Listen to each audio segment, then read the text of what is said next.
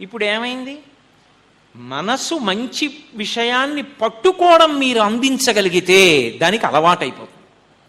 అందుకే మనసు ఎటువంటిది అంటే పసిపిల్లాడు లాంటిది. పసిపిల్లాడు ఏం చేస్తాడు? నిద్ర లేచాడు అనుకోండి, వాడు ఉత్తినే కూర్చోడు, ఏడుస్తాడు. అమ్మ ఏం చేస్తుంది? వాడిని లాలిస్తుంది. అలా ఎత్తుకు తిప్పగలదా అమ్మ? ఇంట్లో పని చేసుకోవద్దు, కూర్చోపెట్టి వాడికి తీసుకెళ్ళో దోసకాయ ఇస్తుంది. అబ్బా ఎంత బాగుందో చూడన్న, పచ్చగా భలే ఉందే, ఆడుకో అంటుంది. వాడికి అమ్మ మాటలో శబ్దం వింటాడు, ఇదేదో ఆట వస్తువు అనుకుని దాన్ని తీస్తాడు, నోరు పెట్టి కొరుకుదాం అనుకుంటాడు, కింద ఓ పన్ను పైన ఓ పన్ను, ఆ పళ్ళతో దోసపండు కొరకలేడు, జారిపోతూ ఉంటుంది, అదంతా ఉమ్ము చేసేస్తాడు, కింద పడేస్తాడు, మీద పడేస్తాడు, మళ్ళీ పట్టుకుంటాడు, పాకుతాడు, దాన్ని జాగ్రత్తగా 2 చేతులతో పట్టుకుంటాడు, ఏదో పెద్ద బరువెత్తే వాళ్ళ ఎత్తుతాడు, గుండెల మీద వేసుకుంటాడు, దొల్లుతాడు, పాకుతాడు, అంతా అయిపోతుంది. కాసేపటికి వాడికి జ్ఞాపకానికి వస్తుంది, అమ్మ నన్ను ఏమార్చింది, ఇదేదో వస్తువు ఇచ్చింది. వాడు దాన్ని తోసేసి మళ్ళీ ఏడుపు మొదలెడతాడు అమ్మ దగ్గరికి వెళ్ళి. అమ్మ ఏం చేస్తుంది? అది తీసేసి కత్తెర తీస్తూ ఉంటాడు, కత్తెర తీసుకెళ్ళి పైన పెట్టేసి, అమ్మ ఓ చిన్న గిన్నెలో ఏదో మెత్తగా ఉన్నటువంటిది ఏ పంచదార లాంటిదో అక్కడ పెట్టి తిను, తీయగా ఉంటుంది. వాడు సన్నటి వేళ్లతో తీసుకుని ఇలా పోసుకుంటూ ఉంటాడు, తీయగా ఉంటుంది. కాసేపాగి కింద పడిందంతా అలికి నోట్లో పెట్టుకుంటూ ఉంటాడు. అప్పుడు అమ్మ ఏం చేస్తుంది? వచ్చి చేయి తుడిచేసి, తడి బట్టతో తుడిచేసి, వాడు ఏడుస్తాడు, మళ్ళీ ఇంకో వస్తువు ఏదో ఇస్తుంది. వాడు నిద్రలేచి ఉన్నంతసేపు వాణ్ణి పట్టించుకోలేదనుకోండి అమ్మ, వాడే ఆడుకుంటాడని వదిలేసింది అనుకోండి, వాడు కత్తో కత్తిపీటో పట్టుకుని చెయ్యో కాలో కోసుకుంటాడు, లేకపోతే మరుగుపాలు అక్కడ ఉంటే వీళ్ళ పాల గిన్నెలు అవుతాడు, ఒళ్ళు కాలుతుంది. పరమక్షేమకరమైనటువంటి వస్తువు పసిపిల్లవాడికిచ్చి ఏమార్చినట్టే సాధకుడు మనసు యొక్క బలహీనతని బలాన్ని లెక్క పెట్టుకుని దానికి క్షేమకరమైన వస్తువుని ఇవ్వాలి. మీరు ఏ వస్తువు ఇచ్చారో వస్తువునది పట్టుకుంటుంది, దానికి ఉన్న లక్షణం అది. దానికి అలవాటు ఏంటంటే ఏదైనా కానివ్వండి అది పట్టుకుంటుంది. గుడికి వెళ్ళడం అంటే మహా చిరాకండి నాకు అంటాడు మొదట్లో. నువ్వు ఏమైపో నాకు అనవసరం, నీకు అసహ్యమైనా సరే 5 అయ్యేటప్పటికీ నువ్వు గుడికి వెళ్ళవలసిందే ప్రతిరోజు సాయంకాలం. నువ్వు ఎంతసేపు ఉంటావో నాకు అనవసరం, 5ంటికి గుడికి వెళ్ళాలి. ఇప్పుడు ఇదే అభ్యాసయోగేన తతో మామిచ్ఛాప్తం ధనంజయ అంటాడు గీతాచార్యుడు. అభ్యాసయోగేన మాట వినకపోతే అభ్యాసము కూసు విద్య, మళ్ళీ మళ్ళీ మళ్ళీ మళ్ళీ చేయడం. 5 అయ్యేటప్పటికీ గుడికి వెడతాడు. మొదట్లో చిరాకెత్తిపోతూ వెడుతుంది, అదిగో గుడి తీసుకొస్తున్నాడు, వద్దంటే వినడం అంటుంది. 5ంటికి గుళ్ళోకి వెళ్ళి ప్రదక్షిణం చేసి రావడం అలవాటైంది. ఓ 20 రోజులు పోతుంది. పోయిన తర్వాత 5 అయింది, గుళ్ళోకి వెళ్ళాలి కదా అంటుంది. ఇష్టం లేకపోయినా అదే గుర్తు చేస్తుంది. ఓ 3 నెలలు పోయింది అనుకోండి, 5 అయ్యేటప్పటికి గుడికి వెళ్ళేవాళ్ళం, ఏమిటో ఇవాళ ఒక్కరోజు గుడికి వెళ్ళకపోతే ఏదోలా ఉంది సుమా, రోజు గుడికి వెళ్ళేవాళ్ళం అంటుంది. ఆ తర్వాత అక్కడ జరుగుతున్న ఉత్సవానికి వెడుతుంది, ఆ తర్వాత ఆ ఉత్సవంలో పాల్గొంటుంది, ఆ తర్వాత ఆ దేవాలయాన్ని నిర్వహిస్తుంది, ఆ తర్వాత ఈశ్వరుడికి తిరుమల తిరుపతి దేవస్థానంలో స్వర్ణరథమే చేయించేస్తుంది. ఎలా ఎక్కింది అంత పైదు వరకు? ప్రీతి వలన. మీరు ఒకటి ఆలోచించండి, ఏదో అనుబంధం ఉంది. నా ఇంట్లో వాళ్ళకు గొలుసు చేయిస్తే నాకు ఎంత సంతోషమో, నా తల్లికి బంగారు రథం చేసి నా తల్లి ఆ బంగారు రథంలో తిరగాలి. ఆ ఒక్క సంకల్పం పుట్టబట్టి కదూ అంత తాపత్రయపడ్డారు. దానికోసం కదూ అంత శ్రమపడి అంత వ్యూహ నిర్మాణం చేసి దాన్ని తయారు చేసి తెచ్చి పొంగిపోయి.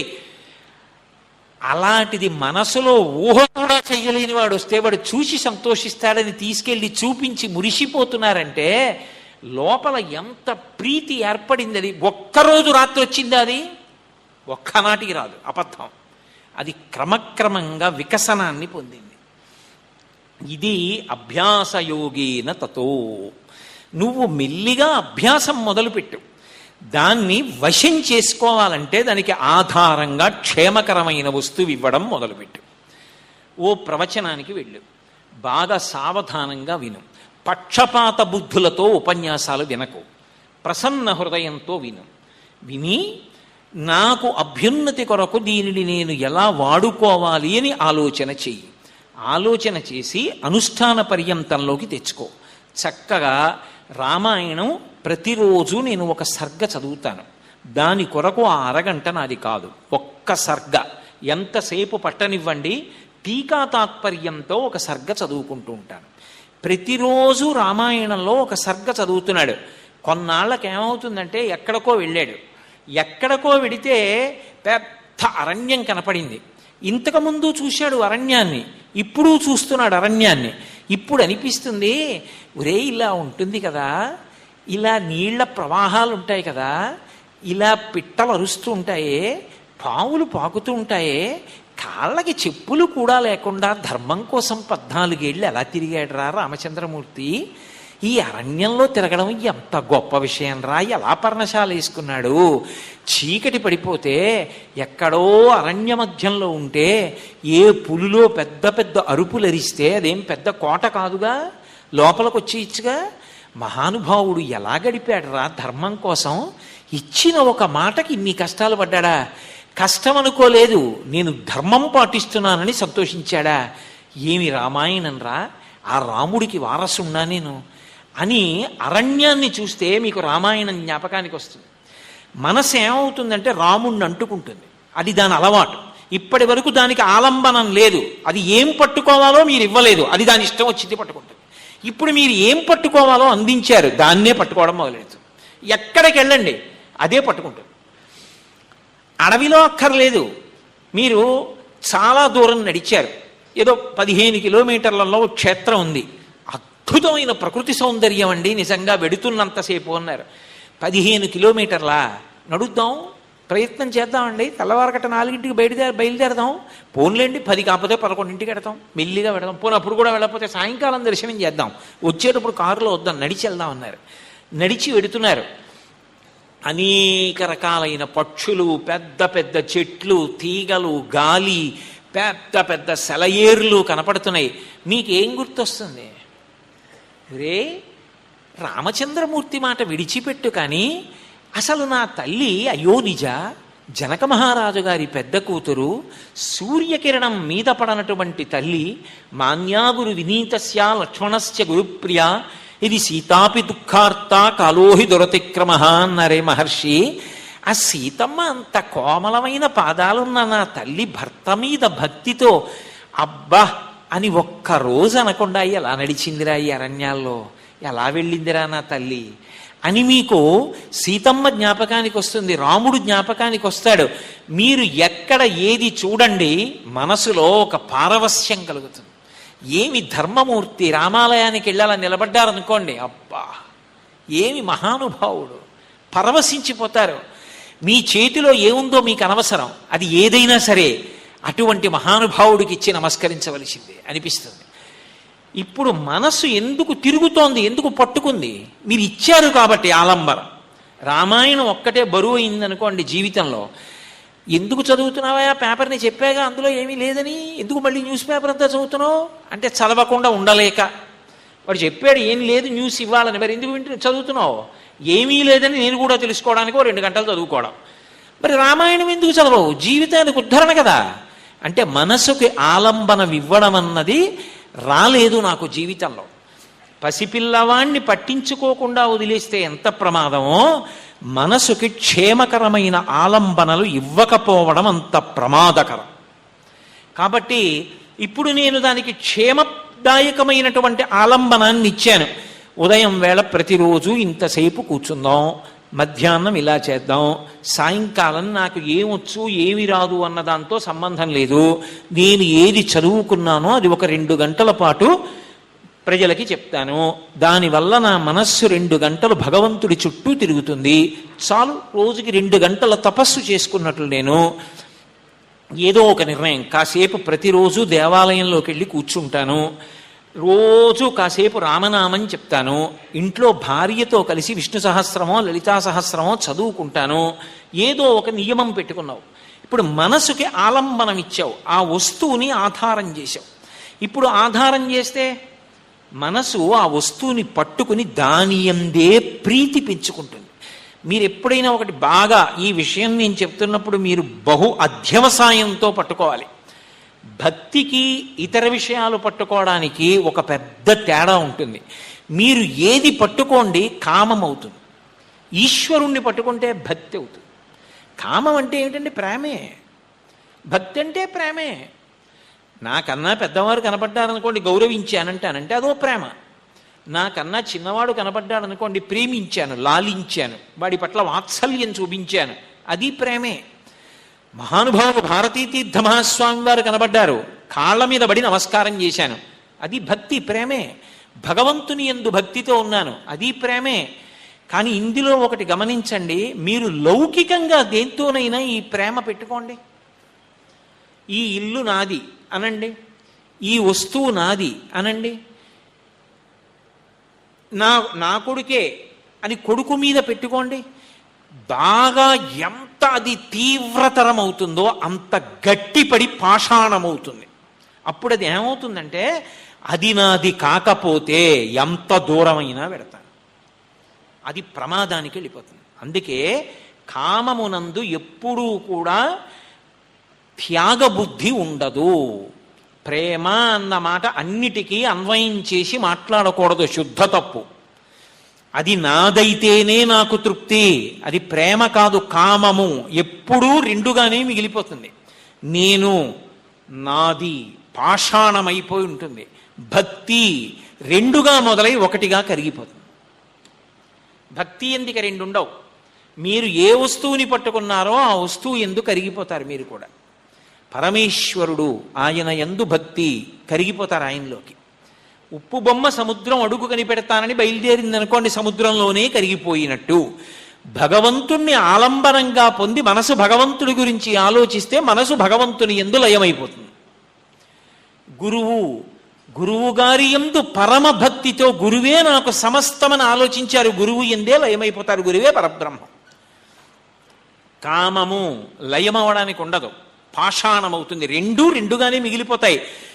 రోజు రోజుకి తీవ్రతరమై కఠినమైపోయి వ్యగ్రతకి కానీ అతి రాగమునకు కానీ కారణమవుతుంది. అది బంధహేతువు, ఇది మోక్షహేతువు.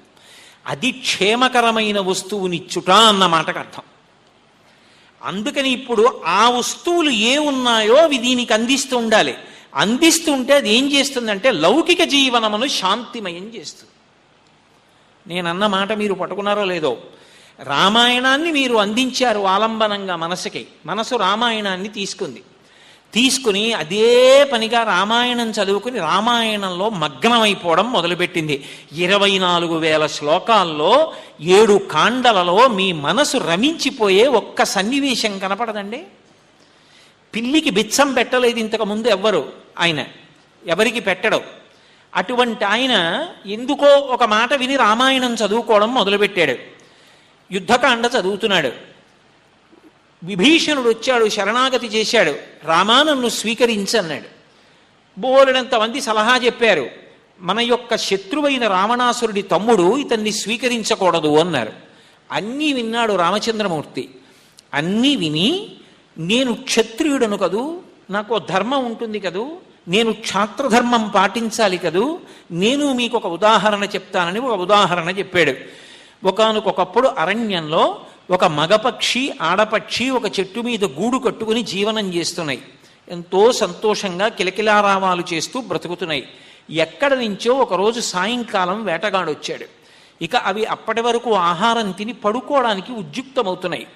వల పన్నాడు. ఏమీ తెలియని అమాయకురాలైన ఆడపక్షి ఆ వల మీద వాలింది, చిక్కుకుపోయింది. పక్షిని అంత తేలిగ్గా ఏం చంపరు, మళ్ళీ ఎగిరిపోతుందేమో అని ముందు దాని కాళ్ళు సన్నగా ఉంటాయి, దాన్ని ఇలా వేలుకి చుట్టి సాగతీస్తారు. ఇక ఎగరలేకుండా నిలబడలేకుండా చేసి దాని రెక్కలు తుంపేసి బాణానికి గుచ్చి అగ్నిహోత్రంలో కాల్చి మగపక్షి ఎగురుతూ ఏడుస్తుండగా బోయవాడు తినేశాడు, వెళ్ళిపోయాడు. మగపక్షి ఏడుస్తూ గూట్లో కూర్చుంది. కొన్నాళ్ళు అయిపోయింది. ఇదే బోయవాడు మళ్ళీ వేటకొచ్చాడు. హోరున వాన, అంత వర్షంలో ఎక్కడికి వెళ్ళలేకపోయాడు. వెళ్ళి వేటాడడం కుదరలేదు. అటువంటి స్థితిలో ఆయన పరమ ఆకలితో అలమటించిపోతూ ఇంతకుముందు ఆడపక్షిని ఎక్కడ పట్టుకుని సంహరించాడో అదే చెట్టు కిందకు వచ్చి కూలబడిపోయాడు నీరసంతో. మగపక్షి పైనుంచి చూసింది. ఓ, నేనున్న చెట్టు దగ్గరికి వచ్చి కింద పడిపోయాడు, అందుకని నా అతిథి నేను ఉన్న ప్రదేశం కాబట్టి నా ఇల్లు. నా ఇంటి ముందుకొచ్చి పడిపోయాడు ఆర్తితో అతిథిని గౌరవించాలి. ఇప్పుడు ముందు అతను బతకాలంటే చలి నుంచి తేరుకోవాలి. ఎక్కడికో వెళ్ళింది, ఎండు చితుకులు తెచ్చింది, అక్కడ పేర్చింది, గబగబా వెళ్ళింది. ఎక్కడ తెచ్చిందో ఓ నిప్పు కణిక వెలుగుతున్న ఓ పుల్ల తెచ్చి అందులో పడేసింది. రెక్కలతో అల్లార్చింది, అగ్నిహోత్రాన్ని రగల్చింది. ఆ వేడికి బోయవాడు తట్టుకుని పైకి లేచాడు, స్వస్థత పొందాడు. ఆకలితో ఉన్నాడు, లేవలేడు. ఇంక కొంతసేపు ఏమీ తినకపోతే మరణిస్తాడు. అగ్నిహోత్రం తెచ్చింది కానీ అంత తొందరగా ఆహారం ఎక్కడ తెస్తుంది? తేలేనని చచ్చిపోవడాన్ని అనుమతించలేను, నా ఇంటి ముందుకు వచ్చాడు, తానే పడిపోయింది అగ్నిహోత్రంలో. అందులో పడిపోయిన పక్షిని ఆ బోయవాడు తిన్నాడు. ఒక నోరు లేని పక్షి, మనుష్య జాతికి చెందనిది, తన భార్యని చంపేసినవాడు తాను ఉన్న చెట్టు కిందకొచ్చి స్పృహ తప్పి పడిపోతే అతిథిగా స్వీకరించి తన శరీరాన్ని అగ్నిహోత్రమునందు వ్రేల్చింది. నేను మనుష్యుడను, క్షత్రియుడను, దశరథ మహారాజు గారి పుత్రుణ్ణి. రాక్షసుడో నా శత్రువో, అతని తమ్ముడు విభీషణుడు వచ్చి రామా శరణాగతి అంటే అనుమానించి నే స్వీకరించానంటానా? సహృదేవ ప్రపన్నాయ తమాస్మీతి చ యాచతే అభయం సర్వభూతేభ్యో తదామ్యే తద్వ్రతం మమ. ఇది నా వ్రతం, నా ప్రతిజ్ఞ. ఎవరైనా నా దగ్గరికి వచ్చి పడిపోతే చాలు, రామా అంటే చాలు, రక్షిస్తానన్నాడు. ఏది రామాయణం చదివారు, ఓ 4 మాటలు రామాయణం చదువుకున్నారు. అంతకుముందు ఎప్పుడు ఎవరికీ పెట్టినవాడు కాదు. కానీ ఒకరోజు కిందకు వచ్చేటప్పటికి అయ్యా చాలా ఆకలిగా ఉందండి, తట్టుకోలేకపోతున్నాను, ఒక్క రొట్టె కొనుక్కుంటాను, ఒక్క 10 రూపాయలు ఇవ్వండి అన్నాడు. తను చదువుకున్న రామాయణం జ్ఞాపకానికి వచ్చింది. పోన్లే, నేనేం ఆ పక్షిలా శరీరం కాల్చేసి ఇచ్చేయక్కర్లేదు, ఇన్ని లక్షలు సంపాదించాను, ఒక్క 10 రూపాయలు ఇస్తే వచ్చిన నష్టం లేదు. ఓ 10 రూపాయలు జేబులోంచి తీసి ఇచ్చాడు. ఎక్కడి నుంచి వచ్చింది ఇప్పుడు ఈ బుద్ధి? మనసు ఎందుకు మారింది అంటే శరీరం అదే చెయ్యి, అదే కాలు. అంతకుముందు ఇలా వచ్చు, ఇప్పుడు ఇలా వచ్చింది. ఎక్కడి నుంచి వచ్చింది? రామాయణం మనసుకి ఆలంబనమైంది. ఏది మనసుకి ఆలంబనంగా ఇవ్వాలో, ఏది మనసు పట్టుకోవడానికి ఆధారం చెయ్యాలో దాన్ని బుద్ధి చేత నిర్ణయించి ప్రయత్నపూర్వకంగా ఇస్తే తప్ప మనసు ఉద్ధరణకు హేతువు కాలేదు. ఎందుకంటే మనసుకి ఉండేటటువంటి లక్షణం ఎప్పుడూ కూడా సుఖాన్ని పొందాలనేటటువంటి భావన తప్ప త్యాగము చేత అమృతత్వాన్ని పొందుదామని మనసు అనుకోదు. అందుకే మనసు యొక్క వేగాన్ని ఏది దాని బలమో అదే దాని బలహీనతగా మార్చి అభ్యున్నతిని పొందాలి అంటే ఒకే ఒక్క మార్గం ఇది. క్షేమకరమైనటువంటి వస్తువు, మనకి అభ్యున్నతికారకమైనటువంటి వస్తువుని మనసుకి మనం ఆలంబనంగా ఇవ్వడం నేర్చుకోవాలి. ఇక 2, ఏది యాంత్రీకరిస్తుందో ఇంద్రియాల్ని, ఆ యాంత్రీకరించగలిగినటువంటి శక్తి దానికి ప్రీతి భగవంతుని యందు అన్నది చేసిన నాడు, ఇష్టాపూర్తముల యందు అన్నది చేసిన నాడు మనసు ఏం చేస్తుందంటే మళ్ళీ అదే వస్తువుని పట్టుకొని ఇంద్రియాల్ని యాంత్రీకరించి పాడు కాకుండా కాపాడుతుంది. ఏదో ఖాళీగా ఉన్నాడు, రైల్లో ప్రయాణం చేసి వెళ్ళిపోతున్నాడు. రైల్లో ప్రయాణం చేసి వెళ్ళిపోయేవాడికి చేయడానికి ఏముంటుంది? ఇటు 3 బెర్తులు, ఇటు 3 బెర్తులు, ఇటు 3 కూర్చున్నారు, ఇటు 3 కూర్చున్నారు, చేయడానికి ఏం లేదు. కానీ సాయంకాలం అవుతోంది, సూర్యాస్తమయం అవుతోంది, ఎర్రటి బింబం కనబడింది. ఇంతకుముందు చదువుకున్నాడు మహాభారతం, ఇంతకుముందు చదువుకున్నాడు ఆదిత్యుని యొక్క వైభవం అంతా. ఆ సూర్యబింబం యొక్క వైభవము, ఆయన ఎటువంటి అన్నప్రదాత, ఆదిత్య హృదయం ఎంత గొప్పది, రామచంద్రమూర్తి 3 మాటలు జపం చేస్తే ఎటువంటి శక్తిని పొందారు, ధర్మరాజు గారు ఆదిత్యోపాసనం చేసి ఎంతమంది బ్రాహ్మణులకు అన్నం పెట్టాడు, సూర్యుడు ఎటువంటి ఆరోగ్యప్రదాత, ఆయన ఆ భూమండలం చుట్టూ ఎలా తిరుగుతూ ఉంటాడు, ఇవన్నీ జ్ఞాపకానికి వస్తున్నాయి. అవన్నీ తలుచుకుని మురిసిపోతున్నాడు. ఇప్పుడు శరీరం రైల్లో కూర్చుని వెళ్ళిపోతోంది, మనస్సు సూర్యబింబం వంక చూసినంత మాత్రం చేత సూర్యుడితో రమించిపోయింది. ఇప్పుడు అలా మనసు ఆలోచించడమే కావాలి, దాని చేత అభ్యున్నతి పొందుతాడు. ఇప్పుడు ఏది యాంత్రీకరించగలదో, ఇంతకుముందు పూజలో కూడా చేతిని పువ్వులు ఏమని ఎక్కడికో పోయేది, ఇప్పుడు హాయిగా కూర్చోవే పడుకోవే అన్నా భగవంతుడి దగ్గరికే పోతోంది. ఎందుకు పోతోంది అంటే నువ్వు దాన్ని అలా బాగా శిక్షణనివ్వగలిగావు. ఆ శిక్షణ ఇవ్వడంలోనే మనసు ఉద్ధరణకి హేతు అవుతుంది. అందుకే పాపము కానీ పుణ్యము కానీ ఈ రెండు ఎందులోంచి పుడతాయి అంటే మనసులోంచి పుడతాయి. అసలు ఆ మనసు అనేటటువంటి దాన్ని జాగ్రత్తగా ఎవరు వశం చేసుకుంటాడో వాడు పాపము జోలికి వెళ్ళవలసిన అవసరం లేని జీవనాన్ని గడుపుతూ ఉంటాడు. ప్రతి క్షణం పుణ్యంగా మార్చుకుంటూ ఉంటాడు. అది తెలియనటువంటి వాడు, ఆ ఒడుపు తెలియనటువంటి వాడు ప్రతి క్షణాన్ని పాపంగా మార్చుకుంటూ ఉంటాడు. పిల్లవాడికి అరటిపండు ఇచ్చారనుకోండి, వాడు అరటి పండు తీసుకెళ్ళి ఇసుకలో పారేసి తొక్క పళ్ళతో పీక్కుంటాడు. వాడికి ఏది తినాలో తెలియదు, ఏది పడేయాలో తెలియదు. అమ్మ 2-3 మాటలు నేర్పిందనుకోండి, వాడు మొత్తం తొక్కంతా ఒలిస్తే ఆఖరణ పండు పుటుక్కున జారి ఇసుకలో పడిపోతోందని అంతా విప్పకుండా కొద్ది కొద్దిగా తొక్క తీసి పైకొచ్చిన పండుని పళ్ళతో కొరుక్కుంటూ ఆఖరి వరకు వెళ్ళిపోవడం అలవాటు చేసేసుకుంటాడు తప్ప పండు జారి పడిపోవడాన్ని వాడు ఒప్పుకోడు. అలా ప్రతి క్షణం సద్వినియోగం ఎలా చేసుకోవాలి, ఎలా మనిషి ఊంచుకోగలగాలి, శాంతిలో నిలబడగలగాలి, అది మనసుకి మీరు దేన్ని ఆధారంగా ఇస్తున్నారన్న దాన్ని బట్టే ఉంటుంది. మనిషి అశాంతి దేని చేత పొందుతాడు? నేను చాలా కష్టంలో ఉన్నాను అన్న భావనయే అశాంతికి కారణం. నాకేదో లేదు అన్న భావనయే అశాంతికి కారణం. పరమేశ్వరుడు నాకేమి ఇవ్వాలి? ఆయన ఏమి ఇవ్వలేదు నాకు. ఎంతోమందికి కళ్ళు లేవు, నాకు 2 కళ్ళు ఇచ్చాడు. నేను నిన్ననే కాకినాడలో ఒక గొప్ప విద్వాంసుణ్ణి చూశాను, మహానుభావుణ్ణి. గంధర్వగానం చేస్తున్నాడు. ఆయన దగ్గర ఈయన దగ్గర కూర్చుని కాదు పాడడం, సాక్షాత్ మంగళంపల్లి బాలమురళీకృష్ణ గారి వెనకాతల కూర్చుని పాట పాడుతున్నాడు ఆయనతో కలిసి. కానీ ఆయన కన్నుల వంక చూస్తే నాకు అనుమానం వచ్చి తెలిసిన వాళ్ళని అడిగా. ఆయన బిఎస్సి చదువుకునే వరకు కూడా దృష్టి ఉందండి, తదనంతరం అకస్మాత్తుగా దృష్టి తగ్గిపోయిందని నాతో మాట్లాడుతున్న వ్యక్తి ఒక మాట అన్నాడు. అసలు పుట్టినప్పటి నుంచి చూడకపోతే వేరు, చాలా కాలం చూసిన దాన్ని ఇప్పుడు చూడలేక మరిచిపోవడం అంత తేలికండి, ఎంత ఆత్మ సంఘర్షణ. కానీ ఆయన ఎలా ఊంచుకుని పాట నేర్చుకుని పాడుతున్నాడో అన్నాడు. కానీ ఈశ్వరుడు మనకేమి 2 కళ్ళు ఇచ్చాడే, 2 చెవులు ఇచ్చాడు, హాయిగా జీర్ణమయ్యే శక్తి ఇచ్చాడు, పడుకుంటే నిద్ర పట్టేటట్టు చేస్తున్నాడు, ఒకరి దగ్గరికి వెళ్ళి చేయి చాపకుండా అన్నం తినగలిగిన శక్తినిచ్చాడు. ఇన్ని ఆయన ఇచ్చినప్పుడు నాకు ఆయన ఏమివ్వలేదన్న భావన అశాంతికి కారణం కాదు. 2, నాకు కష్టం ఉంది అశాంతి అంటావా? నీకన్నా కష్టాలు పడ్డ వాళ్ళు ఎంతమంది ఉన్నారు లోకంలో? ధర్మరాజు గారు ఎంత కష్టపడ్డాడు, భీముడు ఎంత కష్టపడ్డాడు, రాముడు ఎంత కష్టపడ్డాడు, సీతమ్మ ఎంత కష్టపడింది, గాంధీ గారు ఎంత కష్టపడ్డారు, మండేలా ఎంత కష్టపడ్డారు. లోకంలో అందరి జీవితాలు పరిచినటువంటి పాన్పులు కావు.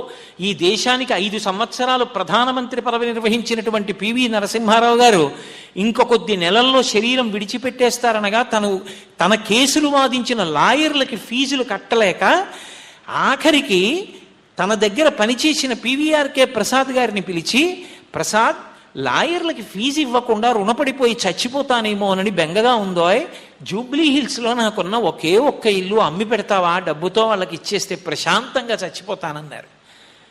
ధర్మానికి కట్టుబడిన మహానుభావులు అంత కష్టపడ్డారు.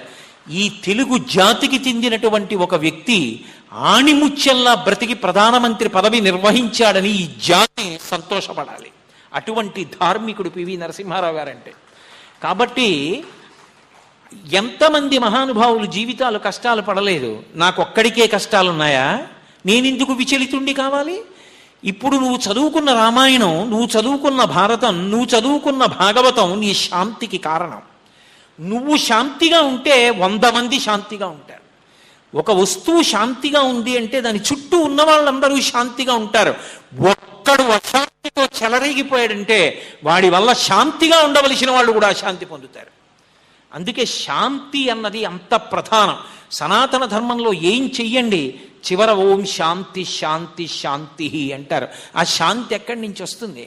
అది కొనుక్కునే వస్తువు కాదు, బయట నుంచి తేవడానికి మనసులోంచి ఉద్భుతమవుతుంది. ఒకడు శాంతిగా ఉంటే వాడి చుట్టూ ఉన్న అందరూ శాంతిగా ఉంటారు. ఇంట్లో నాన్నగారు ప్రశాంతంగా ఉన్నారు కూడా అందరూ సంతోషంగా ఉంటారు.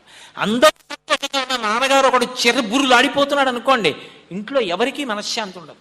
ఎందుకో నాన్నగారు అలా ఉన్నారు, ఎందుకో నాన్నగారు అలా ఉన్నారు, భయం భయంగా ఉంటారు. ఒక్కడు అశాంతితో బతికేవాడు ఉంటే వాడి అశాంతి వల్ల అందరికీ అశాంతి అంటుకుంటుంది. ఏ రకంగా వాడొచ్చి సంపర్కం పెట్టుకున్నా మనం వాడితో పెట్టుకున్నా అశాంతి. అదే ఒకడు శాంతిగా ఉన్నాడు అనుకోండి, వాడి చుట్టూ ఉన్న వాళ్ళందరికీ శాంతి. అలా అందరూ శాంతియుతంగా ఉంటే దేశమంతా శాంతంగా ఉంటుంది. అందుకే త్యాగరాజస్వామి శాంతము లేక సౌఖ్యము లేదు సారసదళానయన అన్నారు. ఆ శాంతి ఎక్కడి నుంచి వస్తుంది? మనసుకి కలిగిన అధ్యవసాయం చేత వస్తుంది. మనసు ఆ స్థితిని ఎప్పుడు పొందుతుంది? ఇచ్చిన ఆలంబనాన్ని బట్టి ఉంటుంది. ఉద్రేకాన్ని కల్పించేవన్నీ చదివి చూసి చేస్తే అక్కర్లేని పనులు వస్తాయి. శాంతియుతమైనటువంటి స్థితిని ఇవ్వగలిగినటువంటి విషయాల్ని మనసుకి ఆలంబనంగా ఇస్తే మనసు శాంతినే పొంది ఉంటుంది. నేనొక్కడే కష్టపడుతున్నానన్న భావన ఎప్పుడు ఉండదు. అందుకే ఇవి మనసుకి ఇచ్చి నువ్వు మనసు చేత తరించేటటువంటి మార్గాన్ని ఎంచుకో. శాస్త్రం చెప్పినటువంటి 3వ మార్గం ఏది అంటే ఇష్టాపూర్తములను నిర్వహించుట. ప్రయత్నపూర్వకంగా ఇష్టాపూర్తముల యందు నువ్వు ఎప్పుడూ కూడా భాగస్వామివి కా. ఇష్టాపూర్తములు అంటే సమాజ హితము కొరకు ఈశ్వరుడు నీకు ఏ విభూతినిచ్చాడో ఆ విభూతిలో కొంత భాగాన్నైనా సరే త్యాగమయమైన బుద్ధితో అందించాలి. ప్రతిఫలాపేక్ష లేకుండా అందించడం నేర్చుకో. దానికి ఇష్టాపూర్తములలో ఒక భాగము. అంటే నేను మీకు ఒక ఉదాహరణ చెప్పాలి అంటే, ఎవరో బలహీనుడైన వాడు ఉన్నాడు. నేను మొన్న ఎప్పుడో చెన్నైలో ప్రసంగం చేస్తూ కూడా దీని గురించి ప్రస్తావించాను. దీనికి పెద్ద పెద్ద శిక్షణా తరగతులు, పెద్ద పెద్ద సంఘాలు అక్కర్లేదు. సేవ చేయడానికి కూడా అన్నిటికీ సంఘాలు పెట్టుకోవడం ఈ దేశపు ఆచారం కాదు. ప్రతిదానికి సంఘం పెట్టుకుంటేనే మేం చేస్తామని అనక్కర్లేదు, వ్యక్తిగతంగా చెయ్యొచ్చు. నా ఇంటికి ఒకానొకప్పుడు ఓ 18 ఏళ్ల పిల్ల వచ్చింది. ఎందుకు వచ్చావమ్మా అని అడిగాను. మిమ్మల్ని చూడాలని. ఎందుకు చూడ్డామని అడిగాను. మీ ప్రవచనాలు వింటాను. చాలా సంతోషం, చిన్న వయసులో వింటున్నావే, నీ చదువుకి భంగం కాదా అన్నాను. నా చదువులో మనసు పెట్టడానికి మీ ప్రసంగాలు కారణము అంది. నేను చాలా సంతోషించి ఖాళీ సమయంలో ఏం చేస్తూ ఉంటావు అని అడిగాను. హాస్పిటల్కి వెళ్తాను. నేను తెల్లబోయాను. హాస్పిటల్కి ఎందుకు అన్నాను. అంటే నాకు ఆ పిల్ల చెప్పిన మాట ఆశ్చర్యపోయాను. చాలామంది అసలు ఏమీ చదువుకోనటువంటి నిరక్షరాస్యులు వస్తూ ఉంటారండి హాస్పిటల్స్కి. ఓపీ టికెట్ రాసి వార్డు నెంబర్ వేసి, ఏదో 13వ నెంబర్ వార్డు, పసిపిల్లాడు కళ్ళు తేలేసేస్తూ ఉంటాడు. గత రాత్రి నుంచి వాడేం తాగల, ఇలా తాగింది కక్కైపోతోంది, కింద నుంచి అతిసారంగా వెళ్ళిపోతోంది. ఆ పసిగుడ్డుని వేసుకుని వస్తారు. ఆ తల్లి కప్పు కాఫీ కూడా తాగకుండా పిల్లాడి కోసం అలమటించిపోతూ ఉంటుంది. 13వ నెంబర్ వార్డు ఎక్కడో తెలియదు వాళ్ళకి. 13 అని ఉంటే తెలియదు. దాని మీద డాక్టర్ పేరు తెలియదు. మాతాశిశు సంరక్షణ విభాగం చదువుకోవడం రాదు. ఎంతమందిని అడిగి ఎన్ని వైపులు తిరుగుతారు? అక్కడే ఒక్కొక్కసారి ఇబ్బందులు వస్తాయి. స్వార్థపరుల చేతులకు చిక్కుతారు. అందుకే నేను వెళ్ళి నిలబడి అటువంటి అమాయకులు, చదువురాని వాళ్ళు ఉంటే వాళ్ళకి ఓపీ టికెట్ మీద ఏం రాశారో, ఎవరిని చూడమన్నారో చెప్పి నేను గబగబా తీసుకెళ్ళి ఆ ఖచ్చితంగా వార్డు ఎక్కడుందో అక్కడికి తీసుకెడుతూ ఉంటానండి. ఒక్కొక్కసారి చెప్పడం కూడా సరిగ్గా చేతకాక దుఃఖంతో, బెంగతో, ఆర్తితో ఉంటారు. వాళ్ళ పనుపున నేను కూడా వెళ్ళి, ఇదిగోనండి ఫలానా చోటు నుంచి వచ్చారట, పాపం ఏమీ లేని వాళ్ళండి, ఇప్పటికి రాగలిగారు, ఆ పిల్ల పరిస్థితి ఇలా ఉందండి అని చెప్తాను. వైద్యుడు ఇదిగో ఈ మందు తెచ్చుకోండి అని ఏదైనా రాస్తే, ఒకవేళ హాస్పిటల్లో ఉన్నదైనా కూడా ఎక్కడో ఉంటుంది ఆ మందుల దుకాణం, నేను తెచ్చి పెడతానమ్మా అని పరిగెత్తుకెళ్ళి ఆ మందు తెచ్చిస్తాను. ప్రతిరోజు నేను అలా ఎవరికైనా సేవ చేయగలిగితే ఒకళ్ళకి సేవ చేస్తూ ఉంటానండి హాస్పిటల్ దగ్గర నిలబడి. ఎందు ఆ పిల్ల. నేను నిజంగా తెల్లబోయి, మీరు నమ్మండి నమ్మపోండి, పరమ సత్యం చెప్తున్నాను మీతో, ఇంత పవిత్రమైన వేదిక మించి నా భార్య వంట చేసుకుంటోంది. ఇలా రావే అని పిలిచి నేనన్నా, చిన్నపిల్ల తన ఎదురుగుండా పొగడకూడదే, కానీ నా మనసు ఆగక చెప్తున్నా, ఉపన్యాసాలు చెప్పిన దానికి ఏదో పెద్ద నేను దేశోద్ధరణ చేసినట్టు పొగిడి పూలదండలు ఇస్తున్నారు. ఆ పిల్ల అరికాళ్లకున్న మట్టి తీసి నా తల మీద చల్లుకోవడానికి నాకు అర్హత ఉంటుందంటావా అన్నాను. అంటే మా ఆవిడ కూడా పొంగిపోయి, నిజమేమండి, ఈ పిల్లకి ఎంత మంచి ఆలోచన వచ్చిందని ఏదో ఆశీర్వచనం చేసి అమ్మా ఇలాగే చెయ్యి అని చెప్పి పంపించాను, అది వేరు విషయం. అసలు మనం అవతల వారికి ఉపకారం చెయ్యాలి, సేవ చెయ్యాలన్న ఆలోచన ఉండాలి తప్ప ప్రతిదానికి సంఘాల అవసరం ఉంటుందా? అసలు ఆ ఆర్తి నీకుంటే చెయ్యడానికి సమాజం సిద్ధంగా ఉంది, పుచ్చుకోవడానికి. ఈ దేశంలో భగవంతుడంత వాడు సేవతోటే మొదలుపెట్టాడు. కృష్ణ లీలలన్నీ పరోపకారాలు కాకపోతే ఏమిటి? కృష్ణలీలలో ఆయన సంతోషించడానికి చేసినవి కావు. గోపాల బాలుర్ని, గోపకాంతల్ని, ఆవుల్ని, దూడల్ని రక్షించడానికి ఆయన చేశాడు ఎన్నో పనులు. అవన్నీ సమాజ హితములైన కార్యక్రమములే. సమాజ సేవ చెయ్యడానికి నువ్వు మనసులో సంతోషం ఉండాలి. నాకు ఇది ఉంది కాబట్టి చేస్తున్నాను కాదు. అవతల వాడిలో పరమేశ్వరుడు ఉన్నాడు, నాలో పరమేశ్వరుడు ఉన్నాడు. నాలో ఉన్న పరమేశ్వరుడు నాకు 2 శ్లోకాలు గుర్తొచ్చేటట్టు, 4 వాక్యములు నిర్మించగలిగేటట్టు ప్రజ్ఞనిచ్చి మాట్లాడగలిగిన శక్తినిచ్చాడు. నా మాట 10 మందికి సంతోషాన్ని ఇస్తే అందులో ఉన్న పరమేశ్వరుడు ఇందులో ఉన్న పరమేశ్వరుడి చేత మాట్లాడించి విని సంతోషిస్తున్నాడు. అందుకు నన్ను ఉపకరణం చేసుకున్నాడు. ఈశ్వరా ఇంకింతకన్నా ఏం కావాలన్నాను అనుకోండి, అహంకారానికి మార్గం కాదది. నేనే మాట్లాడుతున్నాను అన్నాను అనుకోండి, అది అహంకారం. అందుకే సేవ చేసేటప్పుడు ఈశ్వరుణ్ణి చూసి చేస్తారు. అందుకే ఈ దేశంలో పుచ్చుకున్నవాడు ఇచ్చినవాడికి నమస్కారం పెట్టడు, ఇచ్చినవాడు పుచ్చుకున్నవాడికి పెడతాడు. విప్రాయ ప్రకట వ్రతాయ భవతే విష్ణుస్వరూపాయతే. ఆఖరికి భోజనం పెట్టి ఆచమనం వేస్తున్నారనుకోండి, అప్పుడు కూడా ఏం చెప్తారు? పరమశివస్వరూపాయ బ్రాహ్మణాయ తుభ్యం నమః. పరమశివుడు నీ రూపంలో నా ఇంటికి వచ్చి ఇవాళ అన్నం తింటున్నాడు, అయ్యా నీకు నమస్కారం. అలా వచ్చి తింటున్నందుకు ఇవాళ నీ భూతతృప్తి ఈశ్వరుడు యొక్క భూతతృప్తి అని చెప్పి వేస్తారు కదూ. అంటే ఏది చేసినా నీ అభ్యున్నతికి ఈశ్వరుడు పుచ్చుకుంటున్నాడు. వాడి చేతకాక తింటలేదు, లేక తింటలేదు, నిన్ను అనుగ్రహించడానికి తింటున్నాడు. ఈశ్వరుడు ఆ రూపంలో వచ్చాడు. ఇప్పుడు ఆ భావన ఉద్ధరణకు హేతు అవుతుంది. మనస్సుని సంస్కరించడానికే ఇన్ని రకములైనటువంటి విషయాల్ని పెద్దలు మనకి బోధ చేశారు. కాబట్టి సమాజమునకు హితమైనటువంటి కార్యక్రమములు ఒక్కడూ చేసుకోలేని ఉంటాయి, 10 మంది కలిసి చేయమన్నారు. అందుకు సంఘం రావాలి. ఇప్పుడు ఆ పిల్ల ఎవరో వెళ్ళి హాస్పిటల్లో సేవ చేస్తోంది, అది ఒక్కళ్ళు చెయ్యొచ్చు. నా ఊరే ఉంది, నా ఊరికి ఎక్కడో ఒక రహదారి లేదు, నేను ఒక్కడిని వేయలేను. రహదారి లేదని తలకొట్టుకుంటే రహదారి రాదు. అన్నిటికీ ప్రభుత్వమే రావక్కర్లేదు. అందరం కలిసి తలో తట్టమన్ను వేసుకుని ఒక ఆదివారం నాడు ఓ చిన్న రోడ్డు నిర్మాణం చేసుకోవచ్చు. అది చూసి అరే ఎంత మంచి పౌరులు రా అని ప్రభుత్వం దిగొచ్చి ప్రభుత్వం ఇంకొక చక్కటి రోడ్డు వేస్తుంది. 10 మంది కోసం 5గురు కలిసి ప్రారంభించే పనిలో భాగమునకు ఇష్టాపూర్తములలో ప్రథమ భాగం అంటారు. ఎవరి కోసం? అందరూ సంతోషిస్తుంటే తాను సంతోషిస్తాడు. ఇప్పుడు మనసు సంస్కరింపబడుతుంది దాని చేత. శరీరము 10 మంది అభ్యున్నతి కొరకు ఉపయోగపడుతుంది. మనసు నేనే వేశానందో పోన్లే, నా శ్రమ 10 మంది సంతోషానికి కారణమైంది. ఎవరో ఐశ్వర్యవంతుడు 1000 మందికి అన్నం వండించాడు, నేను వడ్డించాను, చాలు. నాకు ఈశ్వరుడిచ్చిన శక్తికి నేను 10 మందికి అన్నం వడ్డించుకున్నాను. మహానుభావుడు అంత కష్టపడి ఇంత అన్నదానం చేయడానికి సంకల్పం చేశాడు, ఆయనే వడ్డించుకోలేడుగా అందరికీ. నేను అంత కష్టపడి వడ్డిస్తుంటే ఆయన సంతోషపడిపోయిన, ఆయన ఎంత సేవ చేస్తున్నావురా, భలే దొరికావురా నాయన, నువ్వో ఈశ్వరుడు ఇవ్వాలని మురిసిపోయాడు.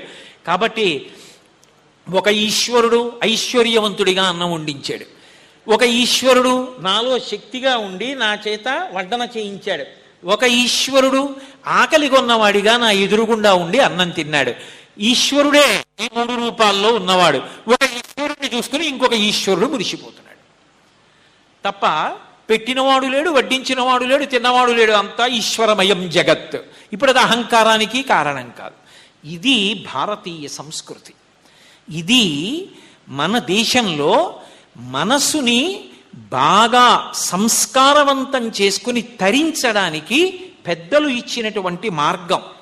రెండవది ఇష్టాపూర్తములు అంటారు, పూర్త కార్యము అని చేస్తారు. అది ఇక్కడ నువ్వు రహదారి వేస్తే నడిచినవాడు కనబడ్డాడు, కానీ నువ్వు అగ్నిహోత్రంలో ఆజ్యం పోస్తే, నువ్వు అగ్నిహోత్రంలో హవిస్సేస్తే తిన్నవాడు నీకు ఎదురుగుండా కనపడడు.